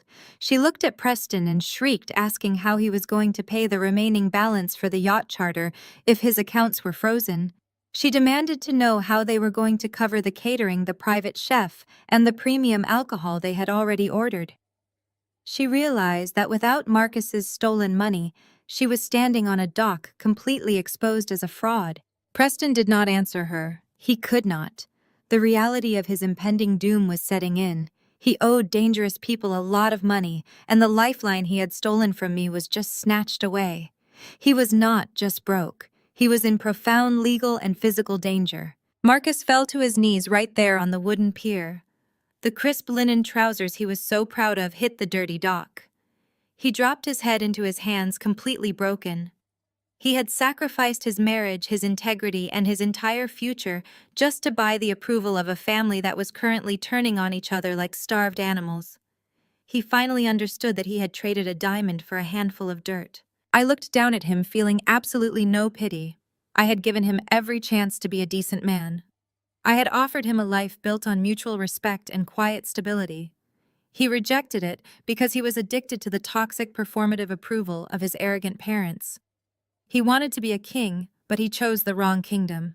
The chaos on the dock was a symphony of destruction. My mother-in-law was wailing about the embarrassment. My father-in-law was yelling at Preston.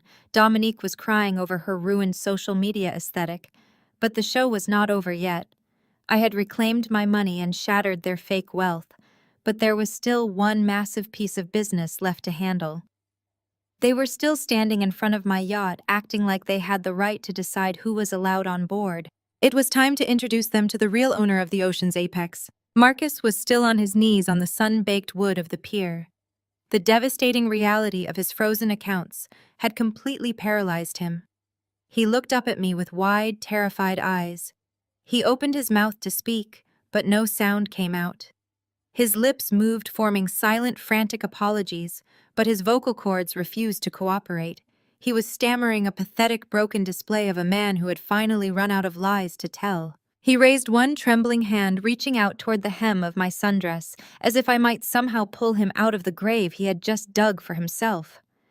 I took a deliberate step backward, ensuring his fingers grasped absolutely nothing but the warm Miami air. The great Marcus Sterling, the man who had confidently siphoned his wife's savings to buy his family's approval, was now choking on his own breath.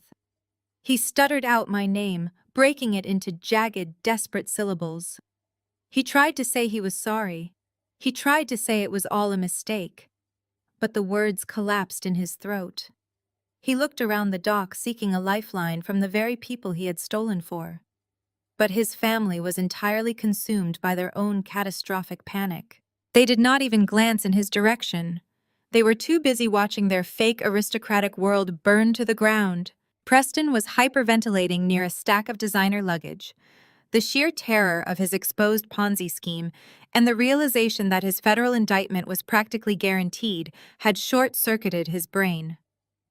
He looked at the bank notifications on his phone, then looked at my father-in-law who was trembling with rage, then looked out at the open ocean.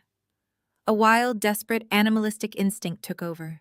Preston realized that standing on this dock meant facing the immediate wrath of the people he had just bankrupted. He needed to escape. He needed to hide behind the thick tinted glass of a multi-million-dollar super yacht and pretend the outside world did not exist. Preston shoved his phone into his pocket and violently wiped the beads of sweat from his forehead. He aggressively adjusted the collar of his nautical sweater, desperately trying to wrap himself back in the illusion of extreme wealth. He turned his back on the chaotic family meltdown entirely. He marched directly toward the boarding ramp of the ocean's apex, his expensive boat shoes slapping hard against the wooden pier. He was attempting to execute a tactical retreat wrapped in a blanket of fake corporate authority. Preston marched halfway up the ramp and stopped.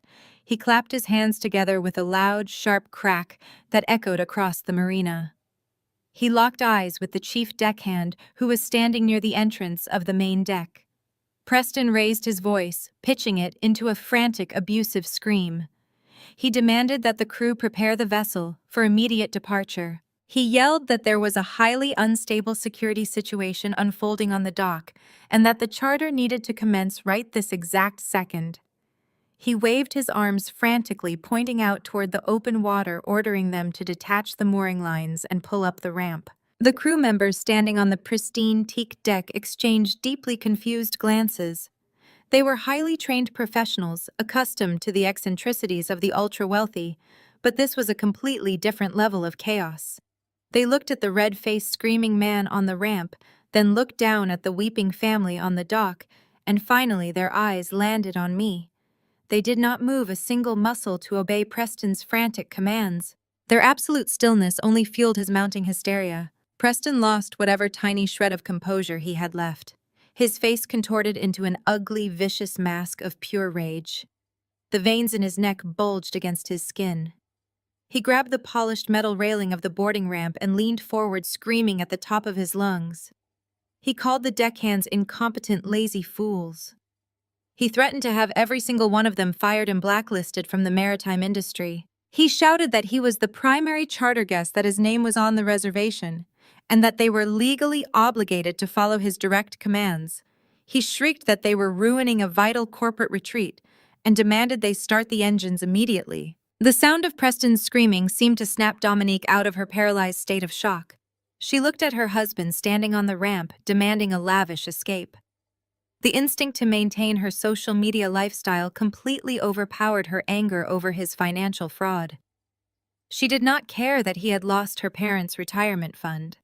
She only cared about getting on that boat and running away from the public humiliation unfolding on the pier. Dominique grabbed her custom handbag and practically sprinted up the ramp, pushing past Preston to secure her spot on the deck. She refused to look back at the mess she was leaving behind. The most pathetic display, however, came from my in-laws. My mother-in-law and father-in-law had just learned that their golden son-in-law had scammed them out of their entire life savings. They were financially ruined. Yet when they saw Preston and Dominique retreating onto the luxury vessel, their lifelong conditioning took over. They were so deeply programmed to worship wealth and status that they instinctively followed the illusion even as it was actively destroying them. My mother-in-law grabbed her husband's arm and dragged him toward the ramp. They scrambled up the incline, desperate to hide inside the air-conditioned cabin of the super yacht. They wanted to shut the door on reality. In their frantic rush to escape onto the boat, my in-laws walked right past Marcus. They literally stepped around their own son, who was still kneeling on the dirty wooden dock, weeping into his hands. They did not pause to check on him. They did not offer him a hand up.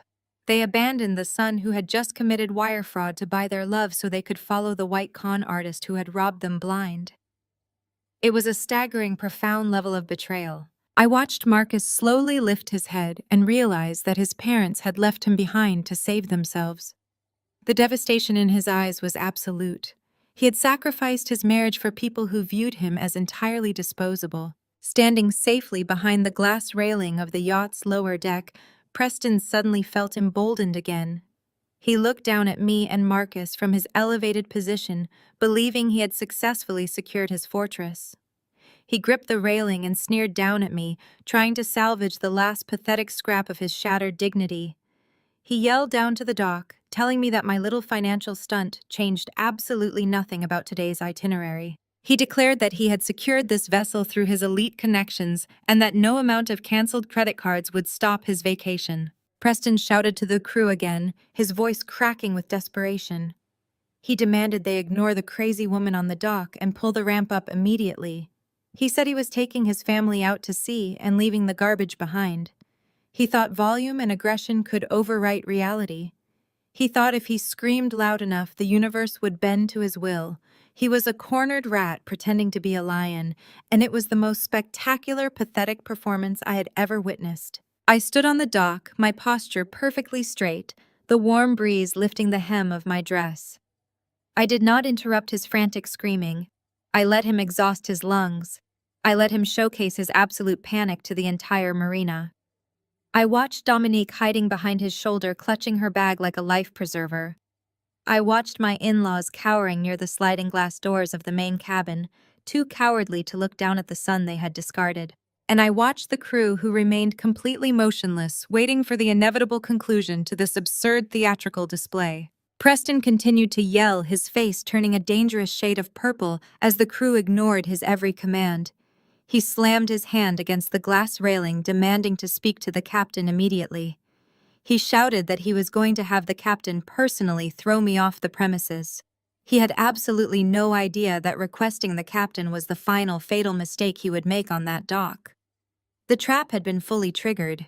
The heavy tinted glass doors of the main deck were about to slide open. The heavy tinted glass doors of the main deck slid open with a smooth mechanical hiss. If there were a camera capturing this exact second, it would slowly pull back, widening the frame to show the sheer scale of the super yacht towering over the dock, while shooting from a low angle to capture the absolute shift in power. I was no longer the small discarded wife standing on the wood. I was the gravitational center of the entire marina. A man stepped out of the air-conditioned cabin and into the blinding Florida sunlight. He was an older, distinguished gentleman wearing a pristine white maritime uniform adorned with crisp gold epaulets. He was the captain of the ocean's apex. He commanded a crew of 20 and navigated one of the most expensive vessels on the eastern seaboard. He possessed an air of absolute authority that made Preston look like a child playing dress-up in a sailor costume. Preston saw the captain and immediately puffed out his chest. He marched right up to the seasoned mariner, pointing an angry, trembling finger down at me. Preston pitched his voice into a loud, arrogant bark, demanding that the captain call the harbor police. He yelled that he was the primary charter guest and that I was a dangerous trespasser harassing his family. He ordered the captain to physically detach the boarding ramp and get the ship out into open water right this instant. He spoke to the captain the exact same way he had spoken to me, with dripping condescension and unwarranted superiority. The captain did not stop walking. He did not slow his pace. He did not even blink. He looked at Preston for a fraction of a second, and his expression was completely devoid of respect. It was the look a seasoned professional gives a minor, insignificant obstacle in his path. The captain did not say a single word to the screaming white man. He simply stepped around Preston as if he were a piece of misplaced deck furniture. Preston's mouth hung open mid-shout. He stumbled backward, shocked that his fake aristocratic authority had been completely ignored. Dominique rushed to her husband's side, demanding to know why the crew was treating them with such blatant disrespect. My mother-in-law clutched her pearls, staring in utter bewilderment as the captain marched right past them without a single glance. The captain walked purposefully down the steep incline of the boarding ramp. The sharp, rhythmic click of his polished black shoes against the metal grating echoed across the dead-silent marina. The security guards who had been called to remove me instantly snapped to attention and stepped back, creating a wide, clear path. The captain stepped off the ramp and onto the wooden pier. He walked directly toward me, stopping exactly 3 feet away. He stood perfectly straight, his hands clasped firmly behind his back.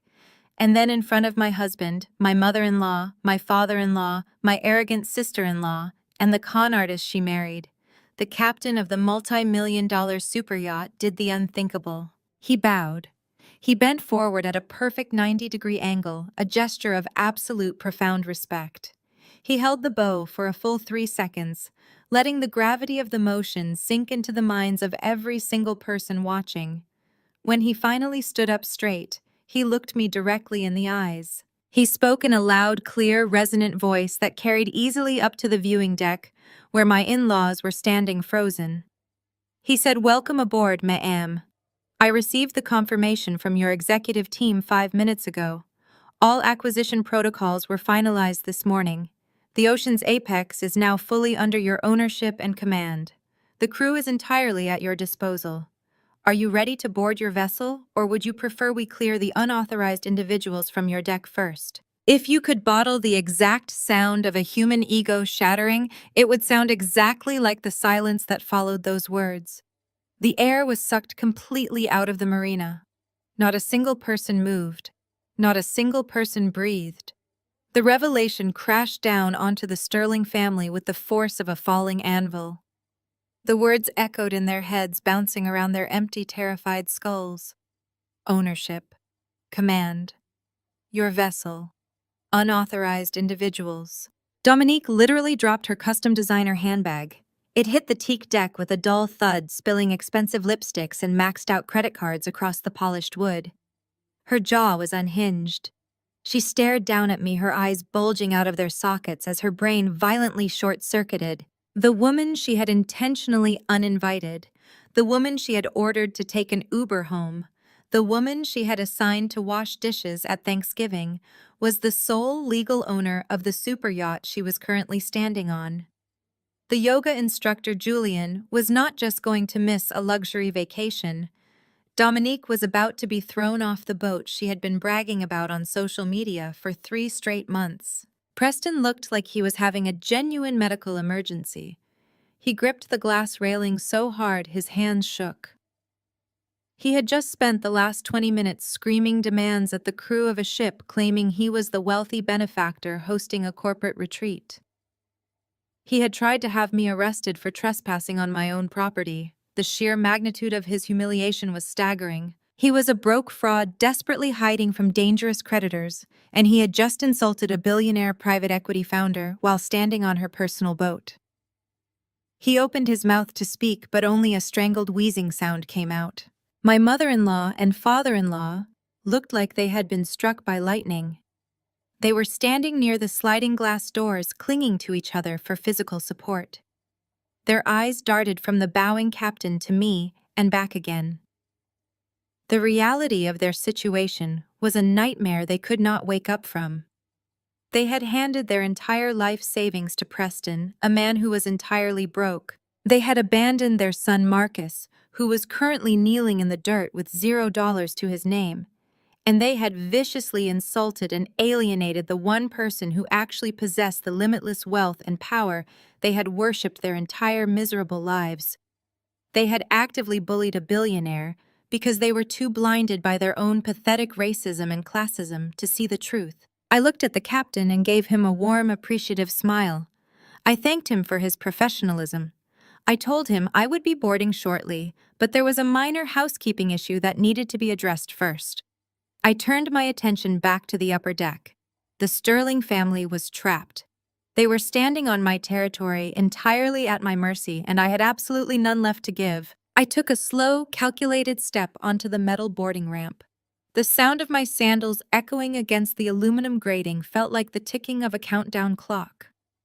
I walked up to the main deck where the Sterling family was huddled together. They backed away from me as if I were carrying a loaded weapon. In a way, I was. Financial ruin is the deadliest weapon you can wield against people whose entire identity is tied to their bank accounts. I stopped right in front of Preston. His fake country club tan had completely vanished. He was sweating so profusely that his pristine nautical sweater was clinging to his chest. He looked like a man standing on the gallows waiting for the trapdoor to open. I reached into my designer bag one last time. I pulled out the thick manila envelope that contained the absolute destruction of their lives. I did not hand it to Preston. He already knew what was inside. I turned my attention to my father-in-law, who was leaning heavily against the glass railing, taking short, panicked breaths. I looked at the older man and told him that loyalty was a fascinating concept. I reminded him of how he had ordered me to respect the head of the household, how he had demanded I worship the ground Preston walked on because Preston was supposedly elevating the Sterling family name. I held the heavy envelope up in the bright Miami sun. I told my father-in-law that I was a forensic financial analyst. I explained that when I caught Marcus stealing my money, I decided to run a comprehensive background check on the man receiving those stolen funds. I dug into Preston's entire corporate structure. I tracked every single offshore account, every venture capital firm, and every elite real estate holding he had ever bragged about at their lavish Sunday dinners. I opened the envelope and pulled out a thick stack of bank statements and court judgments. I threw them directly at Preston's chest. The heavy papers hit him and scattered all over the pristine teak deck of my yacht. I raised my voice so every single person on that dock could hear the absolute truth. I said, "There are no offshore accounts, Mr. Sterling. There is no venture capital firm. Preston is running a textbook Ponzi scheme and it is completely bankrupt. He is currently facing multiple federal indictments and default judgments from aggressive creditors. He does not have a trust fund. He has a severe gambling addiction and a mountain of catastrophic debt. The only reason his luxury car has not been repossessed is because he keeps shifting the title between fake shell companies." My mother-in-law let out a sharp, trembling gasp. She shook her head violently, refusing to process the words. She pointed a shaking finger at the papers blowing across the deck. She stammered that I was lying. She said Preston had showed them the quarterly returns himself. She insisted that his investments were guaranteed. I looked at her with pure, unfiltered pity. I said, "He showed you generic spreadsheets printed on high-quality paper. Did you ever actually try to withdraw any of your returns? Have you ever seen a single cent of that supposed profit materialize in your actual bank account?" The absolute silence that followed was deafening. My father-in-law slowly sank to his knees on the deck.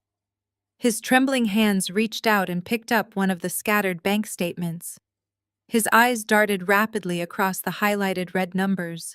The catastrophic negative balances, the default notices, the cease and desist orders from furious investors. I did not give them a single second to breathe.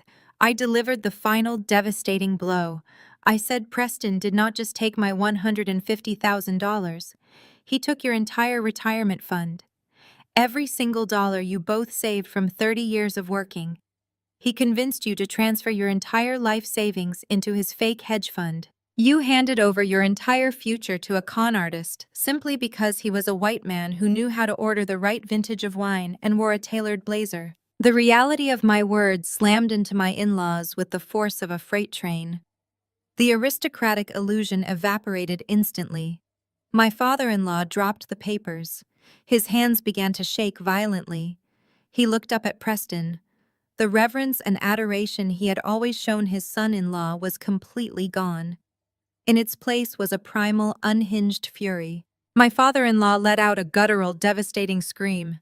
He scrambled to his feet, pushing past Dominique. He lunged directly at Preston, grabbing the collar of his expensive nautical sweater with both hands. He slammed Preston backward against the thick glass sliding doors of the main cabin. The impact rattled the heavy glass.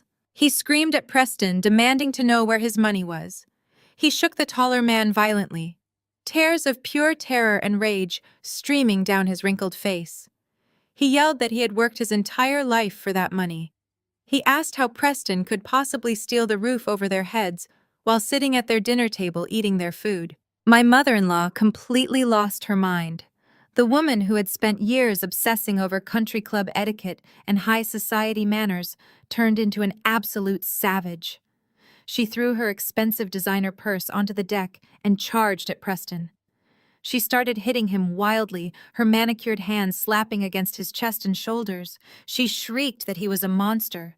She screamed that they were going to be homeless. She wailed that they had nothing left and that he had ruined their entire lives. Preston tried to push them away, his fake aristocratic accent entirely replaced by panicked shouting.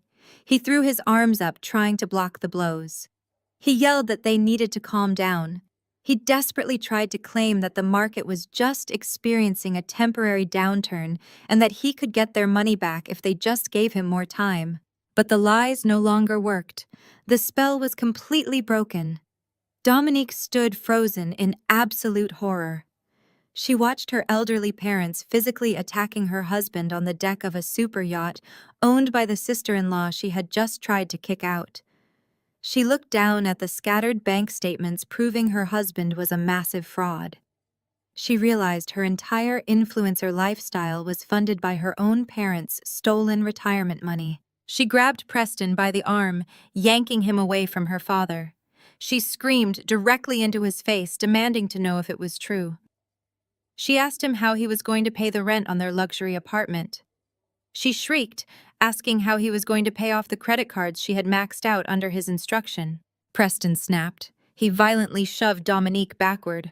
The last shred of his charming facade burned away, leaving only a cornered, vicious criminal. He screamed right back at her. He yelled that he spent the money on her. He told her she demanded $5,000 handbags, private fitness sessions, and luxury vacations every single month to keep up her pathetic fake aesthetic online. He screamed that she literally spent her own parents' retirement fund just to look rich on the internet. The Sterling family completely imploded. It was a spectacular, chaotic symphony of screaming, crying, and physical violence. The unified front they had built to keep me oppressed had completely disintegrated the second their own self-interests were threatened. My mother-in-law sank to the deck, sobbing uncontrollably into her hands. My father-in-law was pacing frantically, cursing Preston and threatening to throw him off the side of the boat. Dominique was screaming obscenities, tearing at her own carefully styled hair in a complete psychological breakdown. And down on the dock, Marcus was still kneeling in the dirt. He watched his parents attacking his brother-in-law. He watched his sister having a total meltdown. He finally understood the gravity of his own betrayal. He had stolen from his wife to fund the man who destroyed his parents' lives. He had sacrificed his marriage for a family that was currently tearing each other apart like starved animals. I stood on the deck watching the carnage unfold. I did not intervene. I did not offer a single word of comfort. They had treated me like a peasant while they worshipped a thief. They had demanded my unquestioning loyalty while they systematically robbed me blind. Now they were experiencing the exact consequences of their own toxic arrogance. The financial execution was complete, but I still had to deliver the final physical blow to clear them off my property for good. I turned my gaze away from the pathetic brawl happening near the glass doors and looked down at the boarding ramp. Marcus was slowly dragging himself up the metal incline. His crisp linen shirt was stained with sweat and dirt from the pier. He looked like a man walking to his own execution. He reached the top of the ramp and took one look at his family tearing each other apart.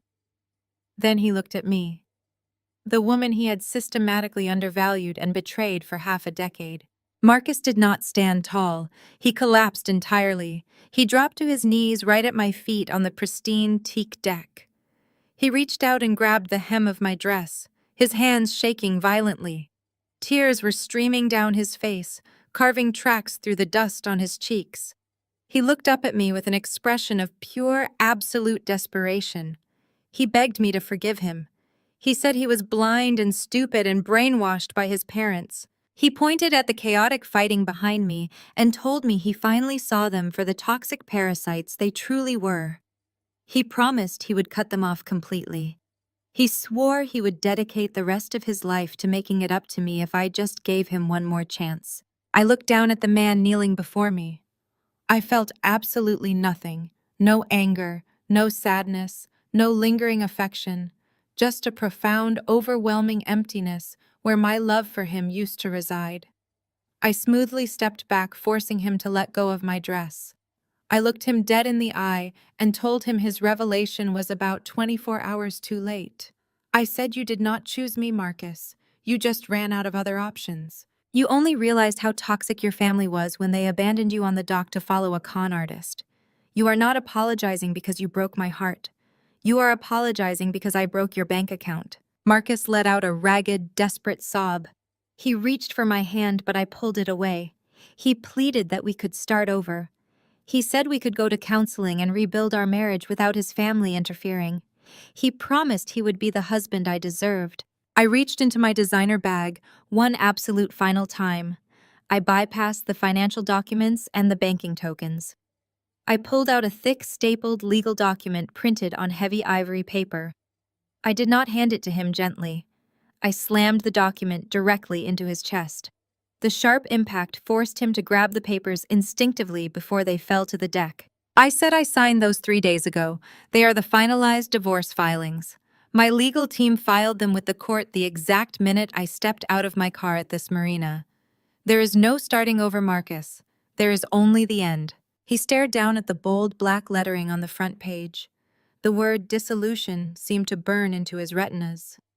He stammered, asking how we were going to divide our lives. He asked what would happen to the house and our cars. He was still clinging to the delusion that he was entitled to a negotiation. He still thought the traditional rules of a standard divorce applied to a man who had committed federal wire fraud against a private equity billionaire. I smiled a cold, merciless smile. I told him there is no division of assets, Marcus, because you do not have any assets to divide. I reminded him of the ironclad prenuptial agreement his parents had so eagerly forced me to sign, the document that completely insulated my wealth from his greedy hands. I said, you leave this marriage with exactly what you brought into it, absolutely nothing. I leaned down slightly, lowering my voice so only he could hear the final nail being driven into his coffin.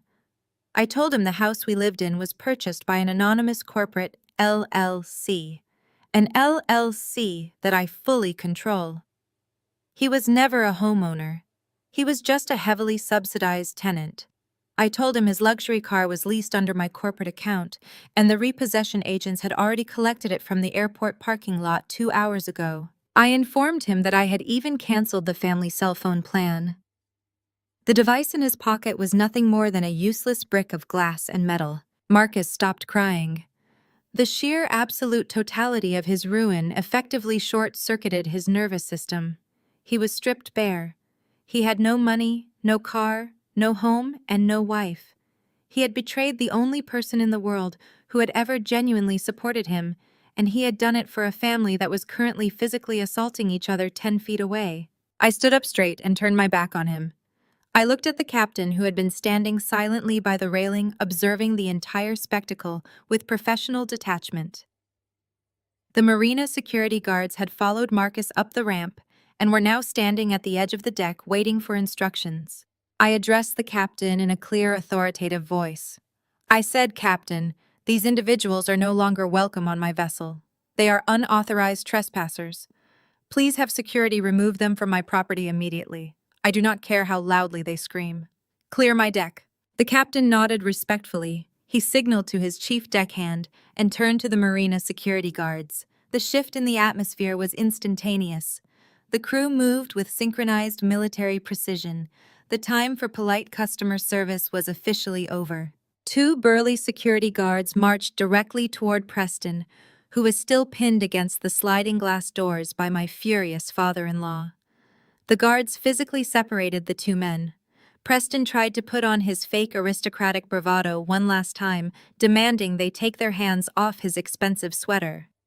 The larger guard simply grabbed Preston by the elbow and forcefully marched him toward the boarding ramp, giving him no choice but to comply.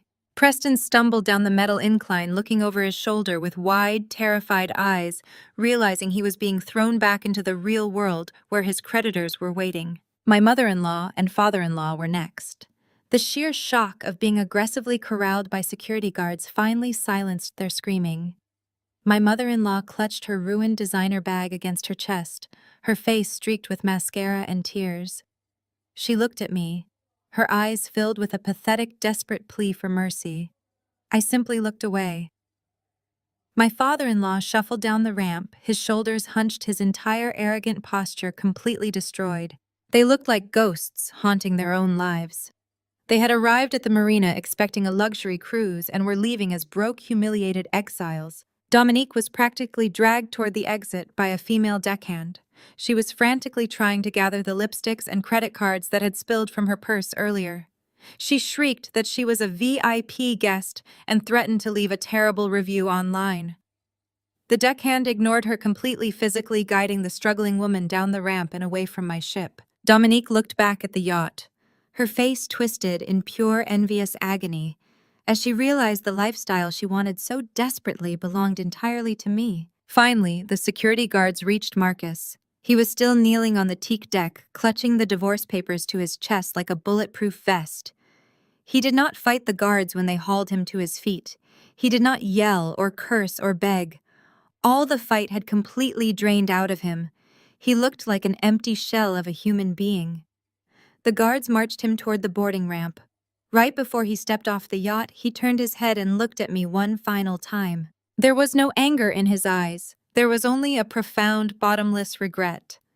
He finally recognized the absolute magnitude of the empire he had thrown away. I did not offer him a parting glance. I did not give him the satisfaction of a final emotional exchange.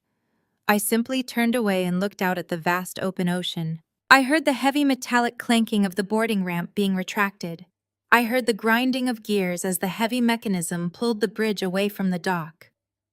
The gap between the yacht and the wooden pier widened rapidly. That physical separation was the most beautiful sound I had ever heard. The dark water churning between the hull of my ship and the dock symbolized the permanent, unbridgeable chasm between my new life and their toxic existence. The Sterling family stood clustered together on the dirty wooden pier. They were surrounded by their expensive luggage, completely trapped in the reality of their own making. They had no money. They had no power. They had no future. They could only stand there and watch as the massive engines of the ocean's apex roared to life beneath my feet. I walked toward the bow of the ship, feeling the powerful vibration of the engines humming through the deck. The fresh, salty air whipped around me, clearing away the suffocating stench of their arrogance. I was no longer a servant. I was no longer a silent financial sponsor. I was the absolute master of my own destiny. I looked out at the endless horizon, ready to navigate my own course, leaving the wreckage of their pathetic empire burning on the shore behind me. The aftermath of that afternoon at the marina unfolded with a brutal and magnificent speed. When you sever the financial life support of parasites, they do not just wither quietly, they cannibalize each other. I watched it all happen from a comfortable distance, receiving regular updates from my legal and corporate teams. I did not have to lift another finger. The trap had already snapped shut, and gravity did the rest of the work. Preston did not even make it through the weekend. The dossier of financial records I had thrown at his chest on the yacht was merely a physical copy of the digital files my forensic accountants had already forwarded to the Securities and Exchange Commission. By Tuesday morning, federal agents swarmed the leased luxury condo he had been using as a headquarters. They seized everything. The fake financial ledgers, the counterfeit watches, and the computers he used to defraud dozens of elderly investors, including my foolish in-laws. There was no aristocratic dignity in his arrest. He was led out in handcuffs, crying and begging the agents to make a deal. He was denied bail. He traded his tailored nautical sweaters for a bright orange jumpsuit and the reality of a 20-year federal prison sentence. Dominique experienced a freefall that completely shattered her pristine social media reality. With Preston's fraudulent assets frozen by the federal government and her own credit lines entirely maxed out, the illusion evaporated overnight. The luxury cars were repossessed before she could even clear her designer lipsticks out of the glove compartments. Her landlord served an immediate eviction notice. Desperate and terrified, she tried to sell her luxury handbags online, only to discover that her husband had secretly pawned the authentic ones months ago and replaced them with cheap knockoffs. With a mountain of insurmountable debt and absolutely zero marketable skills, the former self-proclaimed socialite faced a brutal reality check. The woman who had sneered at me for working was forced to take a minimum wage job as a waitress at a mid-tier chain restaurant. She now spends her days wearing a polyester uniform, taking drink orders from the exact same upper-middle-class women she used to mock on the internet. My former parents-in-law suffered the most poetic justice of all. They had blindly handed their entire life savings to a white con artist simply because he spoke with the right accent and wore the right blazer. Now they were completely destitute. Without my anonymous corporate trust paying the mortgage on their sprawling suburban mansion, the bank foreclosed on the property within 60 days. They were violently ejected from their elite neighborhood and forced to rent a cramped two-bedroom apartment in a distinctly undesirable part of town. The country club revoked their membership. Their high society friends immediately stopped returning their phone calls. They spend their days sitting in a tiny linoleum kitchen, blaming each other for their total financial ruin. They lost their money, their status, and their pride all because they worshipped the illusion of wealth over genuine loyalty. And then there was Marcus. My ex-husband thought he had hit rock bottom on the dock, but the universe had one final lesson to teach him about the family he had sacrificed his marriage to please. On Monday morning, Marcus dragged himself to his software engineering job, hoping the routine would provide some stability. He swiped his badge at the security turnstile, but the light flashed red. He was met by two security guards and a human resources representative holding a cardboard box. What Marcus did not know was that the tech firm he worked for had been quietly acquired by a subsidiary of Apex Holdings 3 weeks prior. As the majority shareholder, I had explicitly ordered a restructuring of the engineering department. His termination was immediate and completely non-negotiable. Unemployed, humiliated, and entirely broke, Marcus crawled back to the cramped apartment his parents were renting. He knocked on their door seeking a sliver of comfort or a place to crash. Instead, he was met with the very same toxic cruelty he had allowed them to inflict on me for years. His parents refused to let him in. My mother-in-law screamed at him through the cracked door, blaming him for bringing Preston into their lives and ruining their retirement. My father-in-law told him he was a failure who could not even manage to keep a wealthy wife happy. Without his paycheck to fund their delusions, Marcus was utterly useless to them. They slammed the door in his face. The man who had stolen from his wife to buy his family's love was now completely disowned by that very same family because he was out of money. Marcus was left standing in a dingy apartment hallway with a cardboard box of office supplies and absolutely nowhere to go. He had finally learned that conditional love evaporates the exact second the funding runs dry. If this story were a film, the camera would finally stop moving right now. The frantic tracking shots and the dramatic angles would settle into a perfectly stable static frame. The harsh, high-contrast glare of that toxic Miami dock would fade away, completely replaced by the warm, brilliant golden light of the open Caribbean Sea. The focus would be deep and crystal clear, capturing every beautiful detail of absolute freedom. I am sitting on the upper deck of the ocean's apex, wrapped in a luxurious silk robe that I bought for myself. The ocean stretching out around us is an impossible, vibrant shade of turquoise. There is no screaming. There is no panicked scrambling to impress a con artist. There is only the gentle, rhythmic hum of the massive engines and the sound of genuine, joyful laughter floating on the tropical breeze. I am not standing in a cramped kitchen washing crystal glasses. I am not serving appetizers to people who look right through me. I am surrounded by my actual chosen family. I am sitting with the brilliant women who helped me build Apex Holdings from the ground up. I am toasting with the forensic accountants who helped me track every single stolen dollar. We are surrounded by friends who knew me when I was just a quiet girl with a massive vision and an unbreakable work ethic. We are drinking exceptionally rare vintage champagne, but absolutely nobody here is pretending to be someone they are not. We do not need to fake our prestige because our power is printed directly on the deed to this very ship. For 5 long years, I allowed a group of small-minded, deeply insecure people to treat me like a footnote in their own pathetic story. I let them weaponize their fake status against my genuine grace. They thought they were the main characters simply because they were loud, entitled, and completely obsessed with an aesthetic they could never actually afford. They viewed my silence as submission. They mistook my patience for ignorance. They believed that because I did not flaunt my crown, I did not possess a kingdom. But there is a profound danger in underestimating a woman who knows exactly what she brings to the table. When you try to bury someone who holds the deed to the graveyard, you are only ever digging your own tomb. Marcus and his arrogant family wanted so desperately to lock me out of their exclusive little club. They were so terrified of losing their fragile, paper-thin dynasty that they gladly handed their executioner the very pen used to sign their financial death warrants.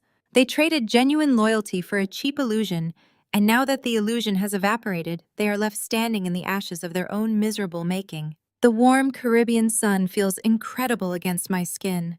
I lean back against the plush white cushions and listen to the water parting beneath the hull of my ship. I do not feel a single ounce of regret for the destruction I left behind in Miami. I only feel a profound, overwhelming sense of peace. I survived their cruelty, and I utilized their arrogance to completely liberate myself. I raised my crystal flute to the horizon, watching the sun dip lower into the water, painting the sky in shades of fiery orange and deep violet. The champagne is crisp cold and tastes remarkably like absolute victory. I take a slow, deliberate sip, letting the reality of my beautiful, unbothered life wash over me. I look directly into the imaginary lens one last time with a cold, unwavering smile. People will always try to put you in a box. They will try to dictate your worth based on their own profound limitations and their own desperate insecurities. They will try to make you feel small so they can pretend to be big. But you must never forget the ultimate truth of your own power.